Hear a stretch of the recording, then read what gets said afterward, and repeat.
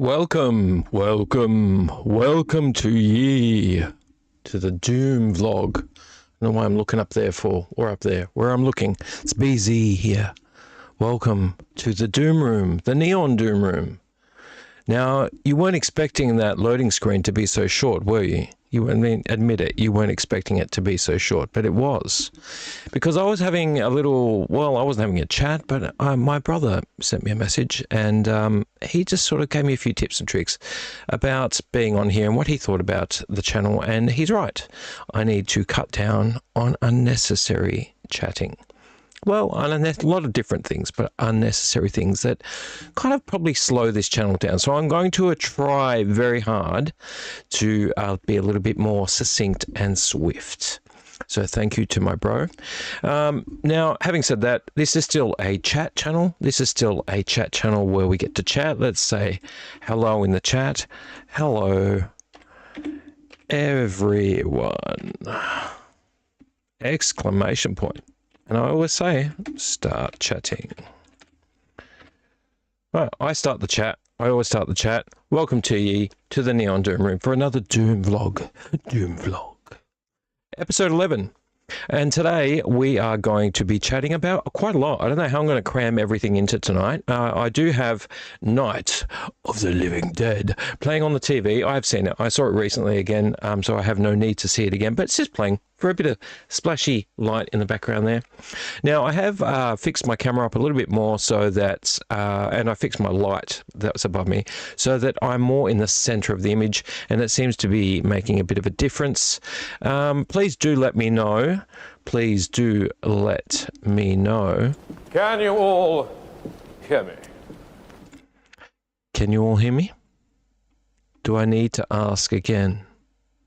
Can you all hear me? Can you all... All right, that's enough. That's enough. That's enough. I am also on, I don't know why my phone did that, but I am going to discard that. I was trying to go on live, ended up just taking a photo. So let's go on live on Instagram as well. Yeah, a bit of prep tonight. I actually tried to get in here early and set up. There are a few things that I needed to sort out. And yes, I am going to chat. This is a chat. So no matter what happens with this episode of the Doom vlog, I'm going to chat. This is my channel. So I am going to ramble and I'm going to chat. But I will try to be more succinct with the way that I do that, because we've got lots to talk about. I'm quite comfortable talking to the camera. I have no issues with talking to the camera. I'm quite comfortable with it, and that's a good thing. I only see that as a good thing because I think I've spent most of my young and adult life having these kind of conversations just with myself in the car. If you've ever watched The Commitments, the movie The Commitments, the manager of the band The Commitments spends a lot of the movie having chats to himself. As if he's being interviewed. And I'm all for that. I'm 100% all for that. Because at the end of the day, whatever makes you more comfortable with public speaking, whether that's on a camera or anywhere else, it's a good thing. So, yeah, I spent most of my life being a weirdo and talking to myself in the car as if I was having these conversations. And here I am on YouTube. So successful. But look, at the end of the day, that doesn't matter. I've got 140 something subscribers. I appreciate all of you. Who knows, in a year's time, I might have double that. But I appreciate you all being here. I've noticed there were 3 live viewers prior to actually jumping on live. So thank you very much. If anybody of those 3 live viewers are out there, and I'm talking to each and every one of you as individuals, just want to say hello in the chat. Go ahead and say hello in the chat. I'd love to see your typeset on there. I can't hear your voices, but maybe you can put a little bit of pizzazz into your typeset and I can say hello to you. I do mention all the people I talk about on the chat, and we do talk about a few things. So if you've got comments or things to say, or maybe an opinion, man, I would love to hear that. I would absolutely love to hear that. All right, so to begin today's chat, Instagram is telling me that all of my followers are being notified. They say that for a very long time. I don't know why. They could just notify people, but that's just Instagram, isn't it? We've got a few things to talk about tonight. We obviously have, I'd like to say tonight is an action-packed vlog. We do have, obviously, physical media, or let's get physical media. We do have some mail. Well, actually, we've got the mail from last time from JB Hi-Fi that we haven't gone through completely yet. And yeah, I will quickly say hello to my Instagram viewers as well, who'll probably watch this later. We also have a box I found. Now, it's going to be part of Let's Get Physical Media. I'm going to show you a few books that I found, or a few things that I found in a store that I've had there, and I've just never talked about them, and they're kind of a bit different, but they're there. We're going to talk about those. We've got a bunch of games over there. They're actually Xbox games, and I'm going to be getting rid of them. But before I get rid of them, because I have too much stuff, I collect too much stuff. We're going to talk about them. We're going to show them, and I'm not going to do CDs. I know I keep threatening to do CDs. I don't like the word threaten, but we keep threatening to do CDs. Big pile of CDs down there. You can see them right where my finger is. We'll have to save it for another time. There's just too many to go through. So yeah, there's going to be games to go through. We're going to have a beer. Do you like the beer? I like talking about the beers, and I've been liking going on Beer Advocate and just reading some of what's on there. So we're going to do that tonight. We're going to try and make it succinct and swift, and we're not going to try to sort of linger too much on things, and I'll try to use my bumpers accurately. I tend to forget my bumpers and do them halfway through. So I know that's not a big deal to anyone else, but I am very picky. I'm a picky person. I'm very self-judgmental. And for me, these kinds of things matter. So if I do miss them, I do get I pressure myself.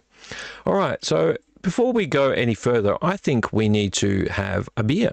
Do you think we should have a beer? I think it's a really good idea. It's even a good idea.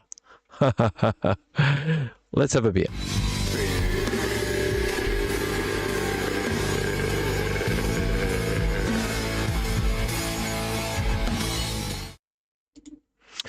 It's beer time. I'm not going to try and say the word beer. It just doesn't work for me. It worked for that when I did the voice with the singing for that actual bumper, but it doesn't work for me in real life. I just choke. All right, so let us have a look at the beer we've got today. I have a few, like I mentioned last time. I got them from, I was going to say Dr. Martens for some random reason. No, I got them from the beer shop. Let's just say the beer shop. I've forgotten where I got it from. I got it from the beer shop, and I got a few of them.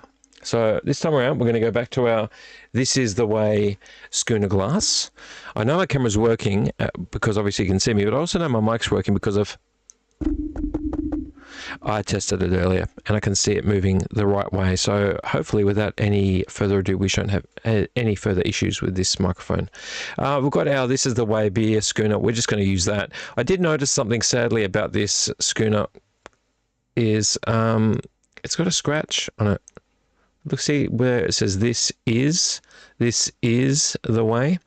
The is has a scratch through it. Now I wash this by hand, and I don't use any kind of implements of torture on this. I don't do anything to damage it. So I don't know what's happened. Maybe I've scratched it against something, because this is just a decal. This is the thing that annoys me about these kind of glasses. I guess you can't escape it, but it's a decal, and I've scratched the letter S somehow. Maybe it's scratched. Maybe, you know what, might have even scratched against the drying rack where I dry my glasses. So I'm going to have to be very careful, because now this the way, or this either way, is what it's saying on there. But Mando and Grogu on there, they like a bit of a beer. So let's do that now. What we've got today, I just randomly grabbed one because I was curious. We had a stout. No, it wasn't a stout. It was a black beer last time. We had a black beer, and that was good. It was Blacksmith or something like that. And it was from New Zealand. I'm just double checking we're still live. Very good. Oh, hello, live viewers. We've got 4. Thank you. Thank you for joining us. Welcome to ye. Today, we've got one. I just try to find weird things, and I try to find things that seem like they might be tasty. And I try to, where possible, avoid the cheaper beers. I mean, like, I sort of do buy the cheaper beers, but I try to avoid, like, you know, just really, really cheap beer, because at the end of the day, you know, you might get something for $2, but it's going to be just a beer, probably, more than likely. But some of these were on special, and this one, I just like the look of it, and I like the colours, because these days all beer cans are very fancy. And I picked this one up. It's very cold.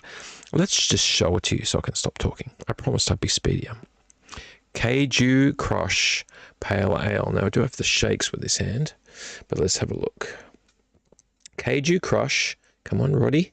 Roddy's in attendance, by the way, as you can see. He's here, non-judgmental, ever present, always watching. He is here for us today, and Roddy's he's a good sort. He likes beer too. Well, he likes me drinking beer. Keiju Crush Tropical Pale Ale. Look at that. 4.7 ABV. And it's very colourful. Look at the boat on the front there. That's a lot of fruit for one boat to be carrying. And I'd like to know who's eating that fruit. And that boat is sailing across sand in a city, and there's a car down there. So none of that really makes sense. Hopefully the beer makes sense. Shall I read the back of it? It says, if I can get the condensation off the back. After generations of kaiju interacting with the local flora, a new species arose. The Frugus? Is that what it says? The Frugus found the balmy weather and laid back pace in tropical climes. This is really hard to read. It's white writing on blue. To their liking, settling many remote islands, but always on guard for those who would seek to exploit their mouth-watering juiciness and impeccable balance. We're getting a lot of weird shit with these beers. Like, they say a lot of stuff on the back. I think everyone wants to be witty these days, but that's okay. As long as they can live up to the name, I do not mind. Look at that light. It's really working well there. Everything's kind of falling into place. That's great. We're focusing on me because it's all about me. All right, let's pour this Kaiju Crush into this glass. But first, let's do the ever-present beer. Whoa, ASMR. And I've just spilled beer all over the floor, right next to the electrical cords. I think I might have tipped that one a little bit too hard. Yay, I get to clean up. Can you see this? It's dripping everywhere. Give me 1 second to at least pour some of this beer into this glass. How am I going to do this? Can't believe that just did that, but it was in the very cold part of the freezer, so fridge, so we'll at least get some of that beer. Oh man, I do have to put down some kind of towels or something. I was not expecting that because I didn't shake the can up, guys. I did not shake the can up. I did not do anything as stupid as shaking the can up. But as you can see, that's a lot of head, and I have beer all over me. Wow, that smells pretty amazing, actually. I smelt myself, and I realized I should smell this. That's amazing. But at least from here to here, worth of that beer is on the floor. Lucky I didn't do that over the keyboard, don't you think? What was it? 4.7% alcohol volume. Let me get something to clean that up while you watch me averting a disaster. Hang on.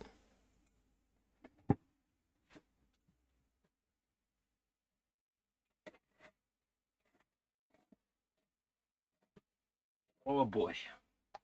I hope you got a nice view of my butt, because that was right there for the taking. All right, let's clean this up. Oh god. Right next to the power cords.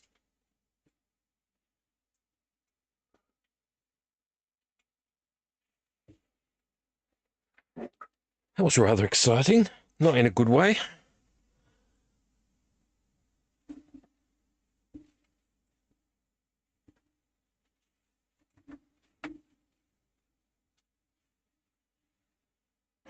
Cleaned up all right. I'm going to stink of beer, I'll tell you that much.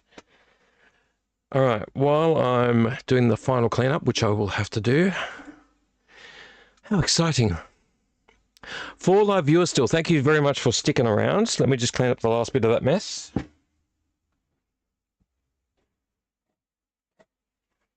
Oh, gosh.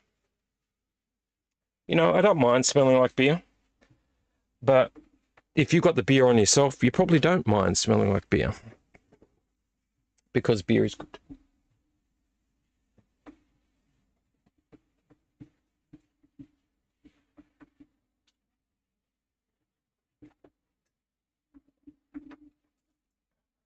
Okay, crises averted.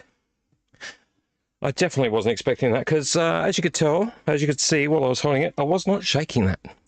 I was not shaking that beer. So it was lying on its side, though, in the fridge. So when I tipped it upright, maybe that was enough to shake it. I don't know. But let's just let go of that moment. let's just let go of it and let's drink the beer. By the way, I'll just let you know that I have got in the background on my CRT TV, I got a nice crackling fire. I have the Fireplace DVD that I found not long ago, and I put it in my DVD player that's connected to my CRT TV, which is in a little nook there. I just got a nice crackling fire going, and I actually turned the volume up on it so I can hear it just like a real live fire. Hand's a bit sticky now. We'll have to wipe that off. So yeah, very cozy in here. Got the heater going. Not too hot, just enough to make it cozy. But here's this beautiful beer, Keiju Crush. Shall we look at Beer Advocate? Shall we look at Beer Advocate? Has anyone got a comment about Beer Advocate? Should we try it? Or has anyone tried Keiju Crush?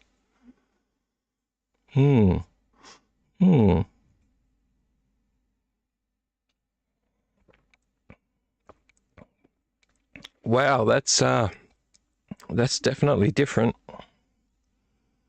Hang on, I need to try that again.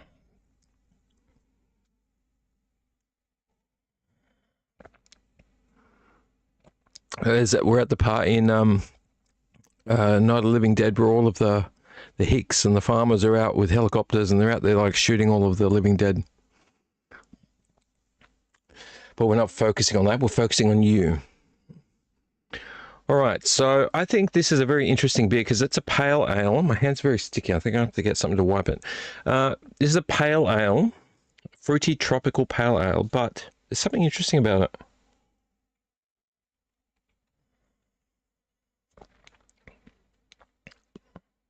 It's got like a background flavor. Don't know if I like it. Let's have a look and see what Beer Advocate says.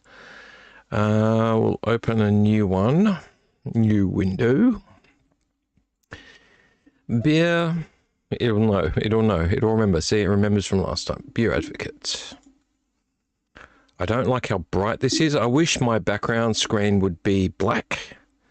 I don't know how that would even work, but I would love it to be black so it wouldn't be so bright. Beer Advocate. Hand is very sticky.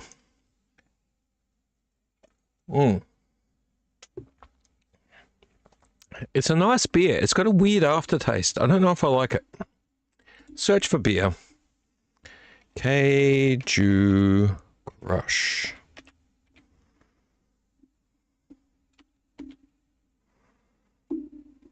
There we go. Score 81. It seems like every beer I choose is like a score of 75, 80, 81, 85.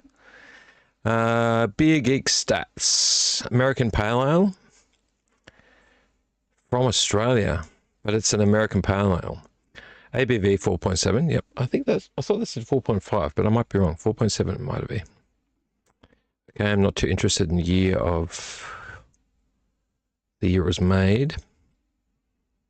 The first person says 1.7 out of 5. Wow, that's a bit brutal. Typical Aussie Pale Ale, but more bland, which is good. I don't know what that means. Bland, which is good. Aussie Pale Ales are poor, fair dinkum, guys. Oh, no, whatever. So they said it was better than an Aussie Pale Ale, but they gave it a really bad score. Next one is 3.4 out of 5. On draft at Cherry Tree Hotel, Melbourne. Finally, a pale ale in Australia that isn't underpowered, hop-wise, or oddly preoccupied with the 3.5 mid-market segment. Tropical hop profile is married nicely to a pale malt 2-row backbone. Mango, guava, citrus juice, passion fruit. It might be the passion fruit or citrus that's throwing me off in there. Balanced and enjoyable with a refreshing smooth mouthfeel. One of the better Australian pale ales. Doesn't dazzle. Highly drinkable. Oh, there's only two. There's only like two reports on there. I don't know why there are so little. It just says recent. Log in to review more ratings. Okay, so you got to be a member. I never thought of that. Okay, so far with that, there's only... Oh, no, there is another one. 3.63 out of 5. I'm not going to read every single thing. One difference is I drank it now with Indian food. And okay, so he liked it because of the fruitiness. Yeah, okay. 4.22 out of 5. Wow, I'm somewhat of a fan of Keiju. I love their no-holds-barred style of brewing. That's a long story. I'm not going to read that. Great color, haze pineapple yellow. Head presents a nice white cappuccino foam that settles to 1/2 centimeter. Beer lovers are just like a whole new breed of people. All these descriptions, I get them, but I would never have thought that people would get so detailed. Pineapple, papaya, and stone fruit hops from the off. I don't know what that means. Reminds me of Pirate Life Pale Ale's aroma. Plenty of juicy hops are selling my olfactory senses like golden memories. Only major difference being the malt base in this is lighter and more dry cracker in scent. Don't know what that means. Well, I'm certainly looking forward to this one. Goes down easy, bit too easy in a good way. I could quite happily guzzle this all night. I disagree with that. Mid to light body, decent hop oil swimming around on the palate, and a fairly smooth, dense carbonation of 8 out of 10. Okay, so there was 3 descriptions. Very interesting. Yeah, okay, I do like beer advocates, so let's go back to our other screen. And also it's too bright, it's bouncing off my face. Yeah, so very nice. Definitely, sorry, I'm going to have to wipe my hands, too sticky. Floor's cleaned up though.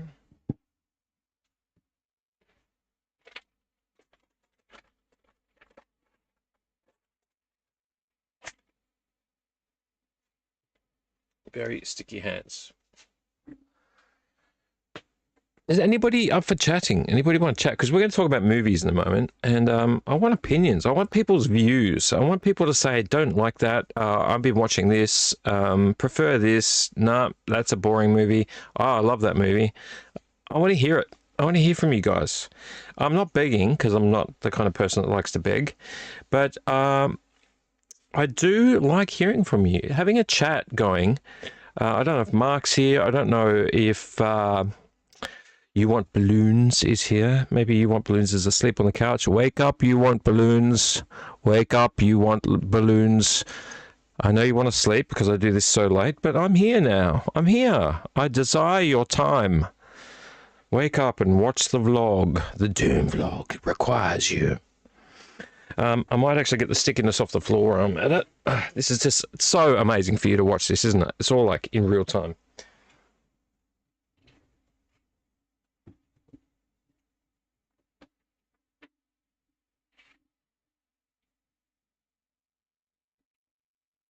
All right. At least then the floor won't be too sticky. Hands are less sticky, which is a good thing. Yes, it's nice. It's got definitely something odd about the taste. When that previous gentleman said that he could drink it all night, I think I disagree. I think maybe after 2, I might forget about some of those subtle tastes. But there's the first forward taste, which is nice. It's tropical. It's sweet, a little bit sweet, and it has that kind of malty kind of beer taste. But then there's an aftertaste, and the aftertaste is kind of confusing. It's a confusing aftertaste because maybe it's the citrus. There's something a little bit sour, but not in a good way. It's a little bit kind of something that clashes with the main flavor when you get the first hit. You get the first hit of the flavor, so you get all that tropical, and just directly after that, as soon as you put it in your mouth and you go to swallow it, you get this aftertaste. And once you've swallowed it, the aftertaste is what takes over. So I'm not very good with explaining beers, so do forgive me for not knowing all the right wording, like our friends on Beer Advocate, talking in their special language. But yes, it's nice, but I don't know. Maybe I could get used to it, but it's definitely different.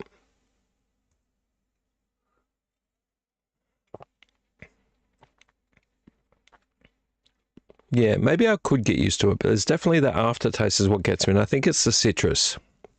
Not so much the passion fruit or mango and guava or whatever else is in here, but definitely that citrus is kind of like hitting me not in a good way, not in a sour beer kind of way, in a off way.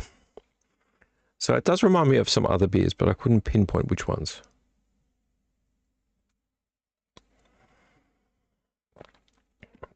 All right, so just before I started the vlog, I was prepping and I put a movie on. And the movie that I put on, I was scrolling through Tubi because I'm a proponent for Tubi. I like Tubi. It's just that I don't have the time to watch a lot of stuff on Tubi. I'd prefer to put physical media on where I can. But Tubi's there, and it's got a lot of rare, hard to find kind of stuff. So I thought, oh, I normally go on Disney. I normally put Star Wars on, as you know. I put Clone Wars on or something in the background. But with Tubi, I thought I'll go on Tubi. And I put Tubi on.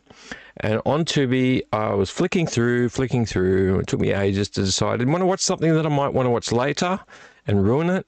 But I wanted to pick something that I thought I could handle watching while I was doing stuff and maybe watch again and wouldn't be such a big deal. What I actually decided on was Elvira's Haunted Hills. Now, it's not a movie that, is super deep and meaningful, but also something I could laugh at and probably rewatchable. I would say very rewatchable. Now, I don't own any Elvira. That's something I have on my list of things to look for, but I do remember Elvira. So I've watched Elvira in the past, but it was great to see Elvira's Haunted Hills. And I don't mean that in a derogatory sense, because they are there, but very funny movie. I wouldn't say funny, haha. I'd say funny internally, but just silly and schlocky, like Frankenstein General Hospital and, lots of older movies where you've got comedians that are trying to be funny, but they're not that funny. Even like Spaceballs, where it's like, it's funny, but not that funny. Very entertaining to watch. The colors were great. The cinematography was well shot. It was beautifully shot. And just fun to have in the background. In fact, I was going to only watch some of it and then not watch the rest and just put it on mute. I ended up thinking, well, I'm still setting things up and I'm back and forthing between the shelves and here. I might as well just watch the whole thing. So that's why I'm here late tonight, because I never get to watch a movie before I do the vlog. I'm always like stressed out about trying to get everything on screen. So I watched Elvira's Haunted Hills all the way through, and it was fun. It was well worth having that moment to watch it. So if anybody is interested in that era, go ahead and watch Elvira's Haunted Hills. It's schlocky, it's silly, there's gags a minute, there's lots of jokes, silly jokes, but very fun, a very fun movie. And she's a great comedian for what she did back then, They don't show anything, there's no nudity, there's nothing to make the movie like, oh no, I can't watch that. It's just right on the cusp of like where things would happen and they don't happen. So it's a good movie. It's fun. Just a bit saucy. Probably even less saucy than, say, some of the Carry On movies. But I enjoyed that. So I was glad I got to watch all of that. Okay. So I think we should move on to, before we do Let's Get Physical Media, let's just talk about two things I found when I went to pull out this box. I found a box. We're going to talk about a box that I found for Let's Get Physical Media. Now, you all know, or anyone who watches my channel and my content knows, that this room has had some drastic changes over the last year, 2 years even. This room's been a long time in the making. This room used to be a workspace. It used to be an art studio. And when I started waning on my artwork, it became what my first room in this house, when we bought this house, became, which was just a fun room. Toys, games, movies. So I lost that room, and this room's become the Dooom room. In the meantime, I've been moving things back and forth here and there, and I'd buy stuff, I'd put it in a box, and I'd shove it in a corner. This box was finds. They were finds from an op shop. Granted, they were not, I don't think, it doesn't look like a lot of finds, but there's finds in there. And on top of them are a couple of like paper type things. I'd say books, magazines, things like that. So we're going to talk about the book/magazines I've just got at the top. So let's get them now so we don't waste any time. Let's not waste anybody's time tonight. Let's go straight to it. Well, I might go to the big one first. I'll do the little one. Okay, so I might have to cover that word. But the first thing I found was actually in an op shop bin. When I was working in South Morang, the place that I was working at was right next to an op shop, and they would often, well, I'd say every day, throw things in their skip. And every day, at the end of the day, I would go and have a look in the skip. Now, I actually was talking to the guy one day, one of the guys that was working there, and I said, I hope you don't mind. I do have a poke around in your skip at the end of the day, because it was all like paper, books, movie covers, anything that was kind of cardboardy, papery, plastic papery, that kind of thing, even board games and things like that. And I said, I hope you don't mind. I don't make a mess. I don't leave things trashed. I just go through it and I shut the lid. And he goes, oh, that's fine. Go for it. And one day when I went through it, and I found a lot of good stuff, but one day when I went through it, I found this. Now, I do need to cover that. It's got the PORN word on it, but it isn't. Was this. Now, this is from a long time ago. I do believe this is from March 1998. Record collector, CDs, records, and pop memorabilia. I love this stuff. Oh, I've got to cover that word. To cover it. You can sort of see what the word is if I cover that letter. It's not what you think it is. It's literally just album covers that are a little bit explicit. And I think we all know, if you grew up in the 90s, late 80s and 90s, there are plenty of album covers that are a little bit explicit. I did warn you at the beginning of the video with my new parental guidance explicit lyrics warning. There may be some explicit stuff, and I swear, you know, who gives a shit? So, yeah, I found this magazine. I love it. Look at this, Record Collector. Look at the price on it. Where's the price? Can I show you the price? Roddy, can you focus on... Roddy's been really good tonight. McGill's News Agency, wherever that is, $8.95. I've paid way more for magazines over the years, and I've collected a lot of magazines. So we'll go Abbey Road Psych, 4,000 pounds of albums to be won, so it must be a UK album. I mean, UK magazine. Look, it's got £2.70 on the top there. Does it say Australia? No, it doesn't. Sometimes they do say different countries. Space, Carl Perkins, Bob Dylan, Searchers, Mark Arman, and Pink Floyd. And obviously that word right there. I had a flick through here. Even when I went to that word, we shan't say. I mean, most of this magazine is black and white, but like in a really cool way. Like in a really cool way. Like look at the pages like this, where it's just like lists. Where is it? Where's that page? Plastic Factory, new and used records and CDs. It's literally 2 pages that you can order from. Who remembers stuff like this, of lists? Just lists of albums with their prices. Can I uncover that? Plastic Factory. So it's obviously like a vinyl like record store. And you can't see this on Instagram, but that's the page. That's the page. Sorry, I'm scratching across the spring in my microphone stand. But yeah, just big lists. Can Roddy even focus on the list? Hey, good job, Roddy. They take American Express. Or is that MasterCard? I think it's MasterCard. Albums and prices. This magazine is cool, man. This magazine is very cool. It's pretty much, I think it's all black and white, actually. I don't think I saw any color in it. But I love flicking through these old magazines. And like I said, I own a lot of magazines, and some of the magazines I own get a bit boring after a while because it's only like 20 pages and you've read everything. This has got like, oh, that's the PORNE. I can't show you those pages. There are things sticking out that I cannot show you on that page, but they're just album covers. And so are those. I can't show you those. YouTube will ban me. I would love to show you these images, but they, even though they're tame compared to some things, I cannot show you. I was trying to find this page that had an image on it. Memorabilia 98. Like, look at these black and white pages. A lot of them are just lists. A lot of them are just lists, but look at the black and white. Memorabilia 1988, Birmingham, and then just lists. And you've got like album covers like that one there. Was that Pink Floyd? Actually, I don't know. No, I couldn't tell you. Beatles. It's just pages and pages and pages and pages. Oh yeah, I was going to tell you how many pages this is. Let's find a page with a number on it. 237. 237 pages. When was the last time you went to a newsagent and bought a magazine that had 237 pages in it to go through? How cool is this? You could literally read this all year. Very best of doo-wop, Wasp. So this is record and CD collector. Even the back, look, the back's color. Can I show that without being dinged? I mean, it's not really showing a lot. It's showing some things. It's not showing a lot. So cool.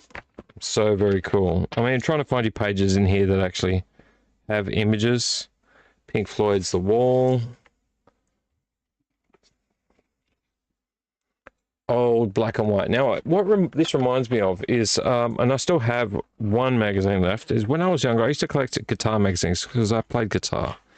And I used to play guitar, and so I learned, I taught myself, and I used to collect magazines because I loved magazines, have always loved magazines, have always collected magazines. Even when they take up way too much space, they're way too heavy because you know how heavy they are. Oh, I can't show you that page. And I definitely can't show you that page or that. See, it's got men and women that are in compromising situations. I think it's just all the album covers that are a little bit sketchy. But yeah, I can't show you. My, YouTube will ding me. So you get pages like this. You just get lots and lots of interesting stuff. And this is a magazine you could just flick through. Bored, flick through, read some articles. And it's for collectors. But some of those images are so old school. Look, Mark Armand. I mean, Mark McBride. Mr. Mark McBride, my buddy who jumps on here and chats. And Richard, you might even like reading some of this stuff. Just tons and tons. 237 pages of just like articles in tiny writing so that you can go blind. Or you could go blind if you read the stuff that has the album covers that I shouldn't show you. All right, so I just wanted to show you that. That was a cool find, and it was free. It didn't cost me a cent. It was just thrown out. I can see why a charity shop would throw that. Oh, I didn't want to show you that. Let's cover it. You didn't see that. You didn't see the word. Don't ding me, YouTube. I covered it. Yeah, I just wanted to show you that because it's very interesting. Anyway, let's not linger on that because I've already talked too long about it. I'm very passionate about this stuff. The stuff that I find, I just get really passionate about it because I want to talk about it. I want to explain it. I want to like, do you find things like that? I mean, maybe you've got a collection of magazines from the 70s and 80s and 90s. Do you get enthralled by stuff like that? Like stepping back into the past? It just makes me in my head step back in time. The other book I wanted to show you, and this is actually a book, is quite popular. I think this is worth something. I don't know why. I don't really even understand this, but this is about the down and out, gritty, dirty, dark secrets of Hollywood. This is all the smut and the gross stuff and the weird, like, background information about Hollywood. Hollywood Babylon 2, Kenneth Anger. Kenneth Anger, apparently he's very famous. I think he did Hollywood Babylon 1, or just Hollywood Babylon. And this is Hollywood Babylon 2. I do believe this is worth a little bit, but not a lot. Probably, I don't know, maybe $60, $70. I don't really know. But I did look it up, but I can't remember now. People are looking for this. It's a thick book. But it was free, cost me nothing. It was in the trash. It was being thrown out. In fact, I got Mark, my buddy Mark, and Richard. I found Mark and Richard, both of them books out of that same paper dumpster. Mark, I think I got one on not Sid Vicious. Yeah, Sid Vicious, Sid and Nancy. Yeah, Nancy. A book about Nancy. And I got Richard's, I think it was something to do with not Dharma. It was a serial killer anyway. A slasher, a killer. But yes, Hollywood Babylon 2. This book doesn't have any bad photos in it. Just lots of information about Hollywood and the background to Hollywood and the bad things. Well, I wouldn't say the bad things, but the gross things and the weird things that happened in Hollywood back in the day. Sort of like lifting the veil on Hollywood. Lots of information. It's very thick. It's very dense. And it explains, look, I read a little bit of it. It explains a lot of, like, you know, she married him and he married her, and he was doing drugs and she was like drinking, and he had an affair and he had wild parties, and she took her top off and he threw his pants in the river and all this stuff. Like, just lots of like weirdo stuff from like really golden age cinema. Yeah, I don't think I'm doing anything wrong with YouTube showing that. She's not. She's like, I think that's a he, actually. That's a he. That is a he. Most of the photos are very clean. I won't show you some of them, but most of them, 99% of them are very clean. There's lots of like photos of things like this, like letters written between people. It is like the darker side of Hollywood, basically. I don't think it is even that terrible, but there is allusions to things that happened back then. But I thought that was a cool find for nothing. They had $1 on it. They had $1 on the back of it. I don't know what happened. They must have had it in the store, and somebody must have complained, because there's the $1 sticker. There's the $1 sticker, but I didn't buy this. This was thrown in the bin. This was thrown out. I think somebody clued on. The nasty stuff was in the bookstore aisle. Oh, look at this character. Would you trust this man? Would you trust this man? I trust him completely. What's that, sir? Invest in the film industry? Certainly. What do I have to do to get in? Yep. What a character. I don't think his nose looks like it's been sewn back on. But yeah, how many pages is this sucker? Oh, what's that back page? Oh yeah, it's just got maps and stuff. 20th Century Fox. That's an interesting image. See, I get sidetracked. Hope you don't mind. Look at that interesting image. It's got all the studios in California. California in Hollywood. It's got a map. Yeah, very interesting stuff. Oh, look at this. This is so cool. Oh, look at this. Can you see that? Can you see that? YouTube, don't ding me. Look, it's Mr. T. It's Mr. T. Governor Reagan says blah, blah, blah. Yeah, okay. So, very cool book. I don't think I'll hold on to it, mostly because I don't think I'll read it. Got better things to do with my life, but it is very interesting. And if I did keep it, it would just go on a bookshelf until I found time to read it, which would probably be never. So, that's going to be up for sale on eBay at some point, I think, if I can get around to it. I'm very lazy. There we go. Hollywood Babylon 2. Kenneth Anger. What a great name. Could be angry at everything. Kenneth Anger's Hollywood Babylon 2. All right. Now, let's get on to the fun stuff. They're the two books. Instagram, nobody's on Instagram. That's okay. It is Saturday night. Who blames anyone for being out Saturday night? It is 2:03 a.m. Let's recycle our page. Oh, we've gone from 4 to 3 live viewers. That's okay. I actually don't mind. We get a bit of replay crew, so I don't really mind. If you guys want to watch on the replay, I'm more than happy to. But look, if you do like what I do, if you do enjoy having a chat with me, maybe you might want to think of subscribing. Subscribing is a small effort from you and a huge, huge consequence for me. At the end of the day, when you subscribe, it means that people find me. YouTube's algorithm actually goes, hey, people are watching this dude. So if you subscribe, or even if you like or dislike, I don't mind if you dislike. I actually do not at all mind if you dislike. If you interact with me at all, like, dislike, comment, share, or subscribe, please subscribe. You can always unsubscribe later. Then if you subscribe, and unsubscribe later, but if you subscribe, it actually tells the algorithm on YouTube, hey, this guy is worth watching. And then it sends more people my way. So please go ahead and hit that subscribe button, smash that like button, throw a comment in, jump in the chat, tell me what you're up to. Are you sleeping right now? Are you sleeping? Are you sleeping? Wake up, wake up, wake up. You want balloons. You want balloons. I don't want balloons, but you want balloons. Wake up. I know you've told me I stay up too late, but wake up and subscribe. Get your friends to subscribe. Force them to. Like karate chop them. Do origami in front of their face really quickly until they subscribe. Please don't do anything to hurt your friends, but do origami for them really fast until they subscribe. Tell the same joke 5 times until they subscribe. I've run out of things to say about that, but please do subscribe, like, comment, leave something in the comments. Always love the comments. And I always, for the most part, unless there's like 100 of them, I reply. You'll get a reply from me. All right, well, let's move on to the next thing. Let's be swift. Let's not linger. Let's get YouTube functioning for us. Let's get physical media. Let's get physical, media. I wanna get physical, media. Let me hear your movies talk. Let me hear your movies talk. I love that thing. I wish I put some music behind it, but yeah, well, them's the breaks. I haven't got time for that. I just like his voice. His voice is funny.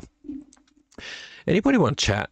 Is Mr. Mark McBride about? Is Mr. Mark McBride? I don't know if I'm doing a Scottish accent or an Irish accent. I'm probably offending a whole bunch of people. Please don't be offended. I'm a big doofus. I mean no harm. I'm going to be doing plenty of accents. And if I had 2 beers, the accents would just get stronger. But don't be offended. I love you all. I love everybody. But don't be offended. Just also keep in mind that being an Australian, do you know how many people from other countries act like Australians, talk like Australians, talk like an Aussie? Well, it's like I'm an Australian. Some of them are like convicts from England. But that's not what we sound like. And I don't get offended. So please don't get offended. I'm just having a bit of fun. I'm not going to take the crap out of you. Take the piss out of you, I should say. We're just here for a bit of fun. I love you all. All right, let's get on to physical media. Now, what I want to show you for physical media, and by the way, no, I'll do it afterwards. I'll going to get distracted. I wanted to show you the fireplace, but I'll show you that afterwards. So for the physical media, what I'm going to show you is this. Are you ready? Is everyone awake? Let me type in the chat because no one's chatting. Is everyone awake? Question mark. Shall we chat? Question mark. Chatting to myself is the most boring thing in the world. The most fun I've ever had on this channel, or on this segment, on this episode, set of episodes, the Dooom vlog, is when people are chatting back and forth. Oh, yeah, I've seen that. Great movie. No, I don't like that. Oh, have you heard this song? I love that. So if any of you are actually awake, and look, Instagram still, we're telling your followers you've started a live video. Okay. They're not doing a very good job of it because no one's watching. Can we recycle the page? Oh, I've just turned the camera around the wrong way. That's not a good idea. Okay. Is that people jump on here and chat. People jump on here and chat and have a bit of back and forth. So if any of you are awake, any of you are wide awake, even if you're not, welcome back viewer number 4. Thank you very, very much for being here. If you're awake, and I know you might be working or doing something where you can't, you got me just blabbing in your ear in the background, just say hi. Just say hi, and I'll say hi back. And I know that if you're just saying hi and that's it, I'll know that you can't chat. I'll know you can't chat. So why don't we do an experiment? I'm going to get you, if you can hear me. I'm sure you can hear me. Can you all hear me? If you can hear me, here's what I want you to do. I want you to just say hi. Don't bother saying this. Everything's perfectly all right now. We're fine. We're all fine here now. Thank you. How are you?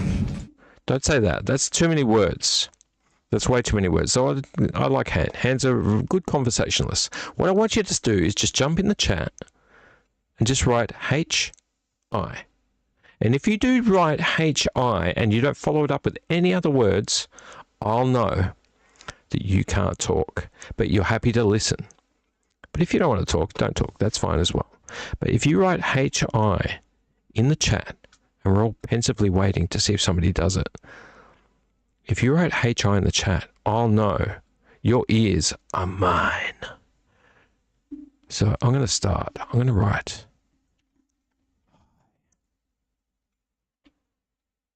Except I can chat back, and I am not being held up, except this is my job for the evening, so if you want to count it as a job, then I can do what I like. I'm my own boss, at least for tonight. If anyone wants to write hi in the chat, just like get the phone out and just type in hi. Then I'll know that you're listening, but you can't talk. This is a good experiment. I'm going to give you 5 minutes. There you go, 5 minutes. And after that, I'm just going to just focus just on Roddy. Because Roddy's looking at me. I know he's non-judgmental. He's ever present. He's all seeing and all knowing. Yes, you are, Roddy. You are all seeing and all knowing. But he is also quite impatient because he just wants to get on with it. That's what cameras do. They're just like, I'm here, mate. Just get on with it.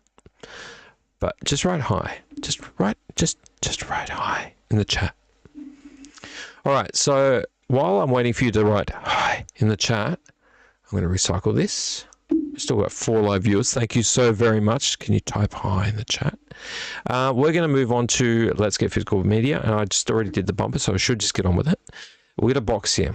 We got a box right here. I found it because next to my glass cabinet full of toys, I have a box, which I didn't know what was in it, and then I just found out. And on top of that, I have one of those old-timey, oldie retro cassette players, which I haven't even opened yet because I didn't have room for it. So it's still there, yet to be opened. So I pulled the box out, moved the cassette player to the side, and went, oh my God, I have charity finds. I have like op shop, thrift store finds in this box. And I saw the first couple of things like, I remember this. I thought I opened those. And there you go. I found them. So let's have a look. I'll even pull the box up here. Hang on. Oh, it is kind of heavy. I don't know why it's so heavy. It's just physical media. Am I going to get dinged for this? What's the sound on the front of it? Kind of cool image. It says tread softly. Roddy, can you see tread softly? I think it's a wine box.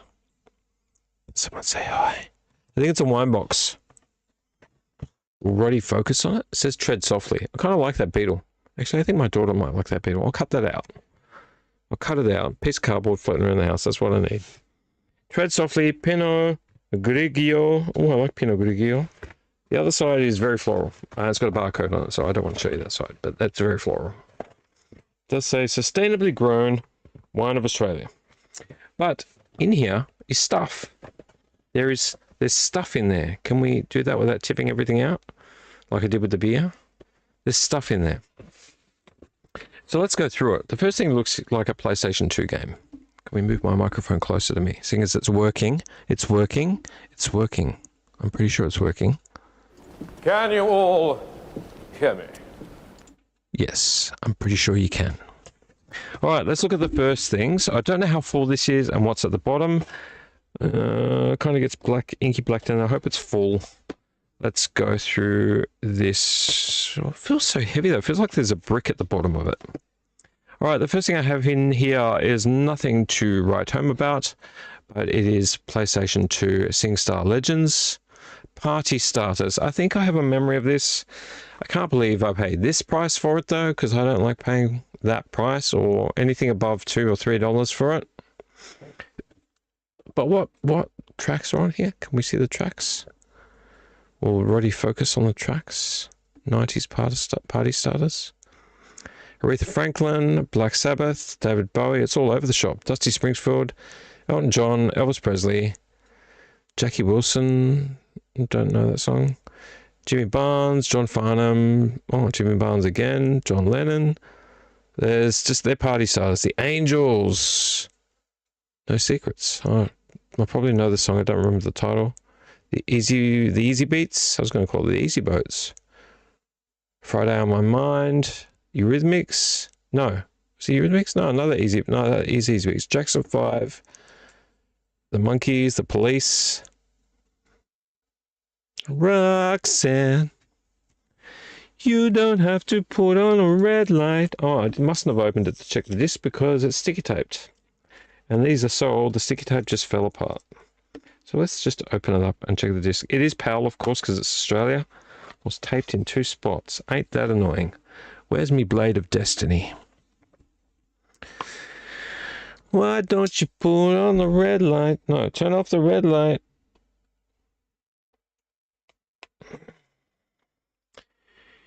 You don't have to sell your body to the night.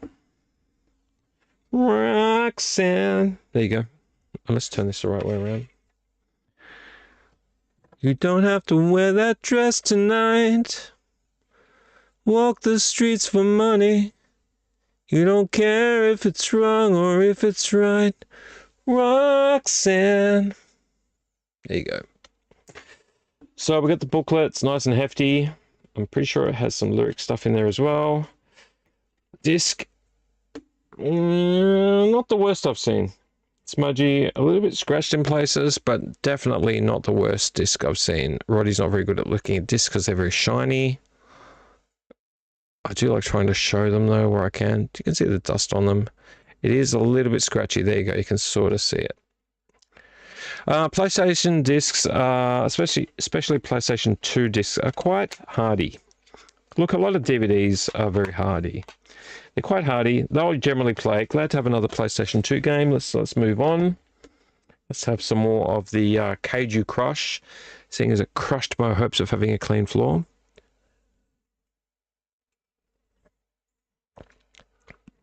Let's finish it.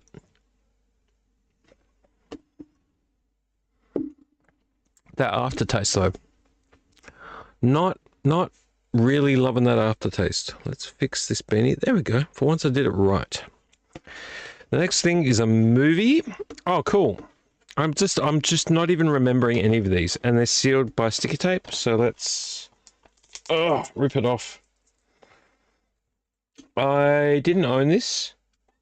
Well, I think I own this on VHS. But you know the movie. The Mission. Robert De Niro and Jeremy Irons. South America, I think, set in. South American missionaries, I think, from memory.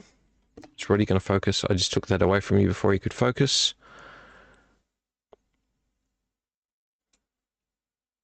Very big movie.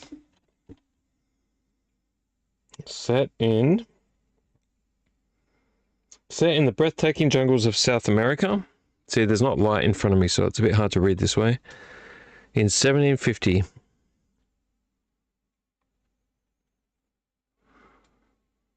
Yeah, it's a big movie. It's a big movie. It's a movie that people should see. $2 though. I mean, like, I guess that's okay. Disc is smudgy. Couple of little surface scratches, but very clean. I won't show you the whole disc, but very clean considering. I bought it because I didn't have it. I didn't have it on DVD. I'm pretty sure I might have it on VHS. But yeah, big movie. I like big movies. And this has got an amazing score to it as well. If I can remember who did the score. I hate trying to look for this stuff. Sorry, away from the microphone. Glasses up. It does generally tell you with these big movies who the score was. I owned the score for The Mission a long time ago, years ago. My brother would remember that I used to go into Newcastle all the time to this one record store, Rice's Bookshop, which I should talk about at some stage. I would love to do a documentary on Rice's Bookshop because it's gone now. But I went back to the location of Rice's Bookshop when I was in New South Wales, one of the most recent times. I parked right next door because I wanted to go back to it for memory's sake. I'm very nostalgic. I've got a big heart, and I wanted to go back there because I used to just live at that place. They had cassettes, movies, posters, like movie posters, books, lots of books, a little bit of memorabilia, and like I bought a lot of Star Wars stuff from there, like art books and things like that. A lot of records, a lot of cassettes, a lot of CDs. Just a great store. It was 2 rooms, and it was just a store that I used to. I'm just stumbling over my words. It was a store that I used to spend so much time in as a older teenager, pre-20s, even early 20s. I used to go into Newcastle and just spend hours just poring over this store.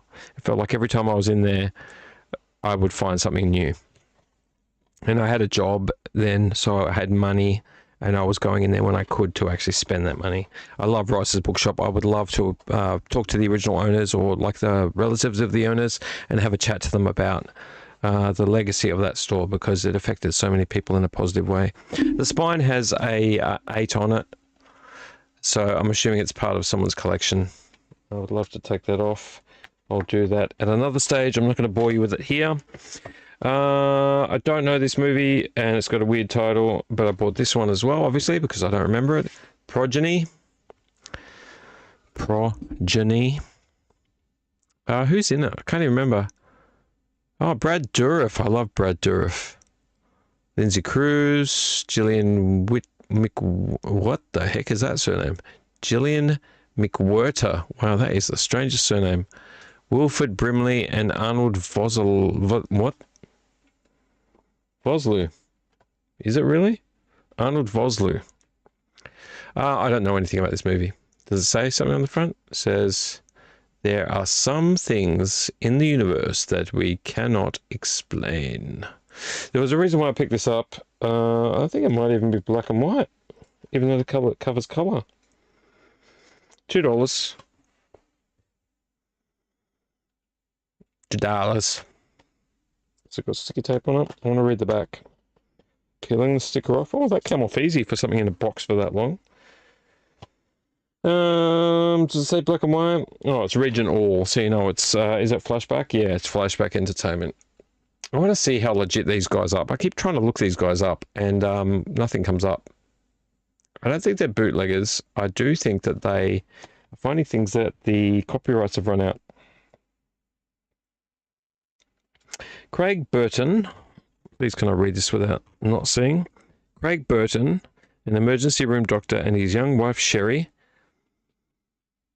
are making passionate love when a blinding blue light engulfs them. The next thing they know is 2 hours later. Craig believes that he and his wife have undergone some kind of alien encounter. Shortly after, Sherry discovers she's pregnant, but the pregnancy is anything but normal.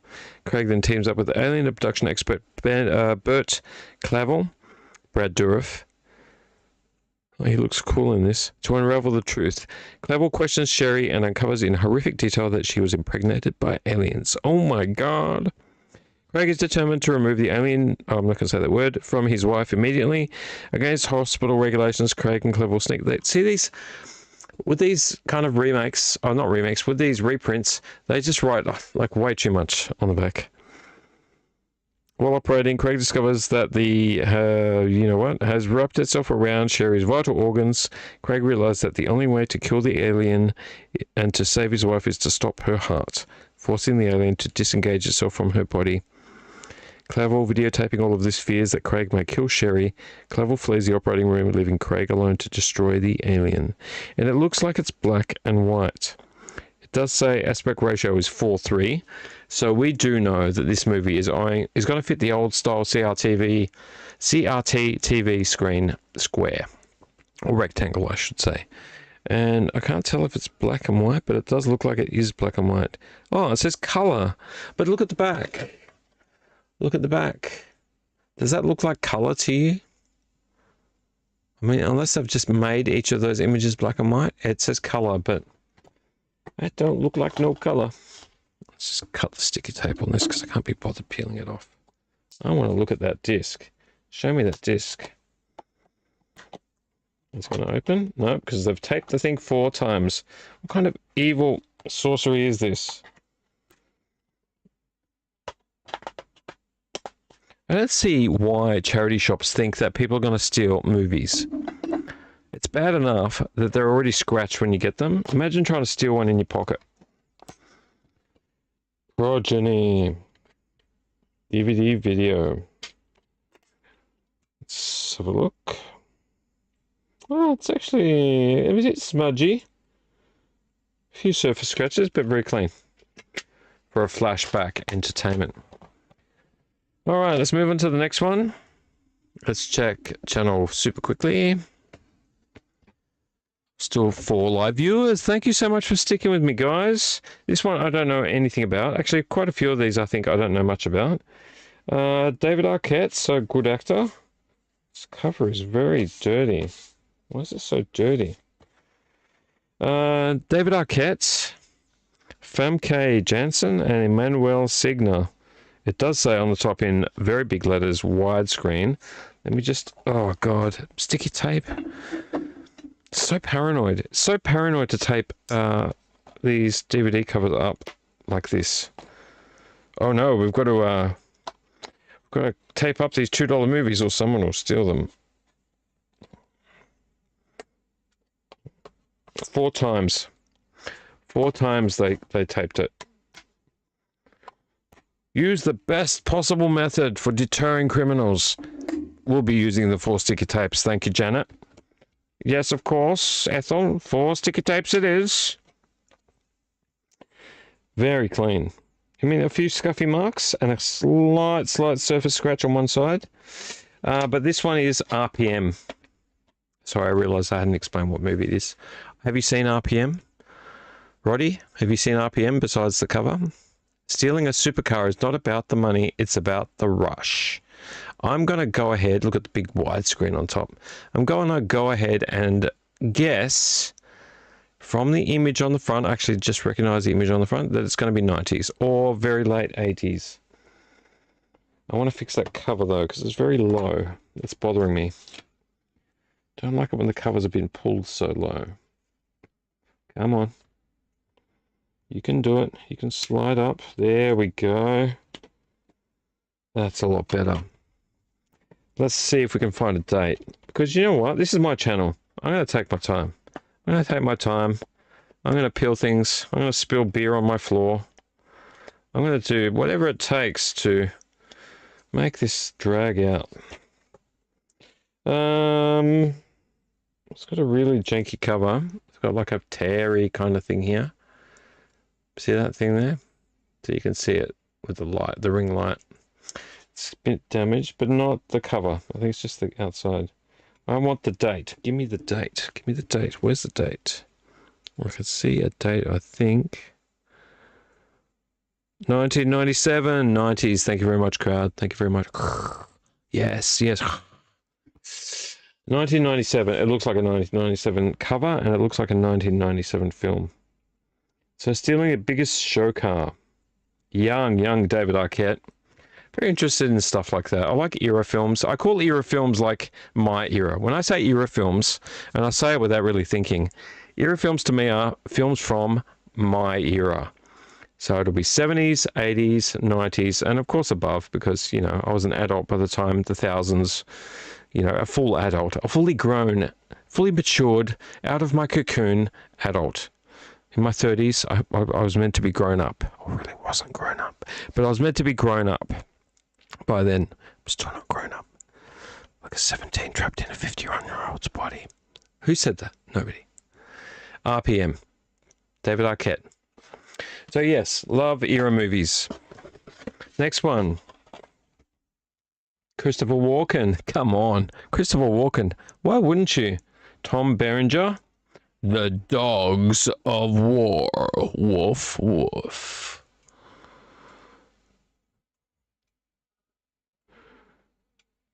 Get to the kennel. Dogs of War. Look, I've heard of it. I can't say as I've seen it. It does say $2 on the back, but who cares? Because we all know they're going to be $1, $2, or $3, sometimes $4.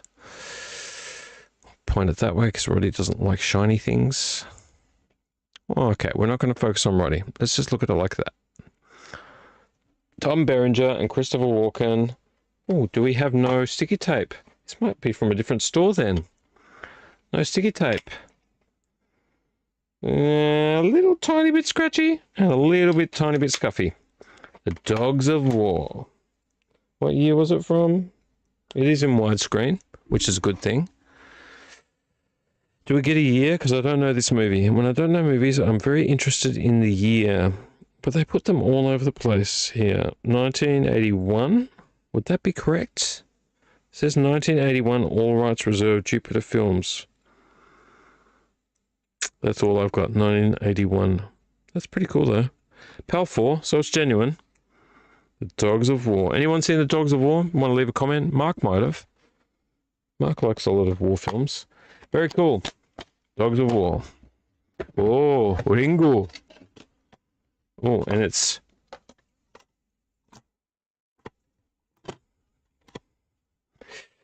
It's floating. Let's fix it. Oh, taped. I'm just going to leave this knife open. It's 2:30 here now. I promised you a Swift video, but I'm not really delivering a Swift video. Leave the knife close by. Let's fix the disc so it doesn't scratch it unnecessarily. Oh boy, but it's so scratched. Oh my god. Okay, I'm not terribly worried. How much did I pay for this? Yeah, $2. I mean, to be honest, it's not good. Let me just show you this before I show you what it is. I said Ringu, and you should know what Ringu is. Look at that. You can see it. Roddy can see it. Roddy knows what's going on. Look at that. It's got a bit of a Ringu in the middle. Let's line it up. You have to throw it into Mount Doom, Mr. Frodo. I can't do it, Sam. The ring is mine. The Ringu is mine. Yeah, look at that disc. Look, I don't know what to expect with this. It looks mostly surface, but that's a lot of scratches. That is a lot of scratches. And also, the reason why this is floating free in here is the case. Yeah, she's janky. She's broken. That's okay. That's okay. I do see this occasionally in shops, so I might get another one. It is a collector's edition, though, of the ring. Just in case you thought I was talking about something else, like the Lord of the Rings. Oh, I'm pretty proud. That was my first yawn. It's 2:30 in the morning. The Ring. This is the Americanized version. Naomi Watts, Martin Henderson, and Brian Cox. I could buff that and take some of that off, but I don't know. I don't know if I can. This is a very creepy movie. I have seen this. I have seen the Japanese counterpart to this, Ringu. Creepy. And sad. Very sad. I found the movie sad. Just really sad. Less scary and more sad. I wasn't scared by it. I mean, it's creepy, but just sad. I mean, if you haven't seen The Ring, spoiler alert, little girl thrown down a well to die. I mean, just sad. It's like a similar sadness I felt when I watched, not Orphan, The Orphanage. The Orphanage. Scary in a way, but mostly creepy and just really sad when you find out the reality of what's happened. Just really sad. The Ring. Good movie, though. I prefer the original. The original was much creepier. Much creepier, but very sad about the disc. Next one. This one I didn't know at all. I am going to fix the cover, though, because it's, got that slipped down. It's slipped down. It's slipped down. Anybody going to write hi in the chat? Anybody? Mark, are you back from the city? Are you back from your travels? Are you watching? Are you listening? If you're awake, Mark, I know what you're doing. You're doing artwork. You're doing work for your book. Mark, you can write hi if you're near a keyboard, Mark. Richard? No, Richard watches. He's replay crew. He watches later. I know he watches later. Hi, Richard. If you watch later, Richard, write a comment. Hi. Because I know that you've heard me. And I know you're watching. This I've never seen before. Charlie Sheen, though. And Maxwell Caulfield. No, do you know what? I think I read something about this. The Boys Next Door. I'm pretty sure this is a Flashback Entertainment. Yep, it is Flashback Entertainment. So it's regional. It's a re-release. It's not legitimate, which means it's probably going to be in 4:3. Yep, 4:3. This is not going to be good quality. But the story behind this one, Roddy, he's trying. He's really trying. Let's focus just a little bit, and then we won't do this again. The anger, the destructiveness, the urge to kill in cold blood, they weren't born with it. So from what I remember, this has got something to do with these two friends just going out on a spree. Just being crazy psychos. Roy Alston and Bo Richards, two 18-year-old misfits, graduate from high school outside of LA. They are cynical about humanity and the future. Roy confesses to having a desire to hurt someone. Bo, a follower, is always unsuccessful in his clumsy and crude attempts to score with girls. They decide to head for a weekend in Los Angeles. Their philosophy this weekend, anything goes. They beat up some people. Basically, they're being tracked by detectives. And everything they do gets more and more violent and escalates further. Okay, so they just get more and more violent, commit more and more heinous crimes.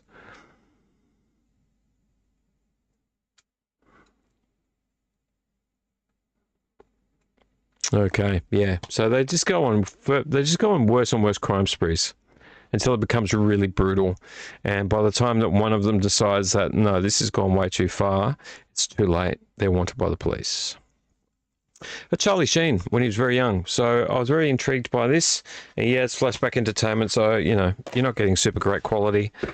Now, I think I already own this, so I'm not too sure why I bought it. I swear I own this, unless this was the one that I bought, thinking, and maybe this is the one I think that I already own, and I already own it because I bought this. Black Swan. Natalie Portman. Yeah, I'm very intrigued about this movie. I never saw it, and I know it's got some really very clean disc, a bit smudgy but clean. I know that it's got some it's got a terrible sticker on the side of it. What does it say? Oh, it's been put in a collection. Who writes things in their collection like this? The Black Swan. Come on, Roddy. The Black Swan. Focus. The Black Swan. Who writes like that? Come on. You really want to read that writing in your collection? I'm looking for the Black Swan. Oh my god. Yeah, I couldn't find it for ages. That's why. I've been intrigued by this movie for a long time. In fact, I might watch this with my wife. She might like it. She doesn't like horror, and she doesn't like science fiction, and she doesn't like a few different things that I like. But that's okay. I'm not worried about that. It's very icky sticky on the side of this. But it is psychological, and she might like that. Yeah, it's about two sides of people. So I do believe that these two women are fighting for the role of Black Swan. I think there's another swan, is it the White Swan? I don't really remember. And the one that's trying to fight for her role becomes a bit psychotic. But I need to look that up to confirm that. Pretty clean for the most part. I've just peeled that so it's gone icky sticky on the bottom. That's going to be on my list of things to watch, maybe with the wife. Next one. I remember this one. I've seen it, and I haven't owned it ever. Unless I could have owned it on VHS a long time ago, but I don't know if it was on VHS. I have some kind of memory.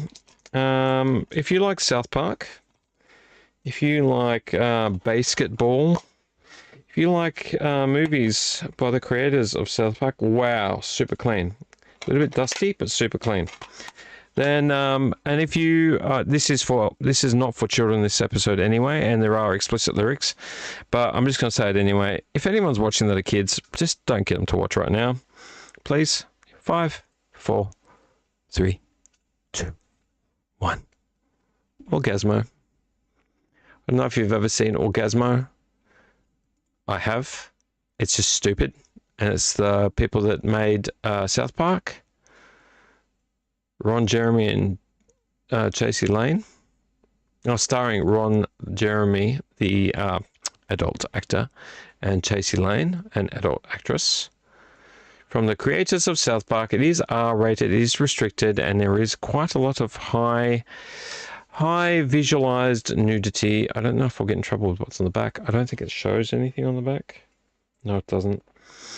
Thankfully. But just stupid. Stupid and disgusting, and I guess you'd say that they push the boundaries a little bit, just being who they are. Superheroes. He's a superhero. Orgasmo. It's funny. Trey Parker. And what's the other guy's name? Trey Parker, and I can never remember his name. Doesn't tell me. Oh. Trey Parker and the other dude. It's just a stupid superhero sex movie. That's all. R-rated, restricted. Did I check it? I don't remember if I checked it. I think it was really clean. Yeah, it's really clean. Yeah, so that's pretty cool. And it was $2. I don't know. Oh, I don't think this goes all the way. There's something at the bottom.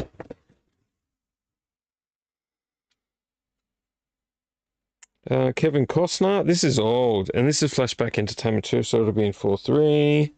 It'll be in 4:3, so I should learn to talk in the microphone. Flashback Home Entertainment, running time. Please tell me if it was $2. I don't care about that right now. I'm looking at what it's in. I guarantee it's in 4:3.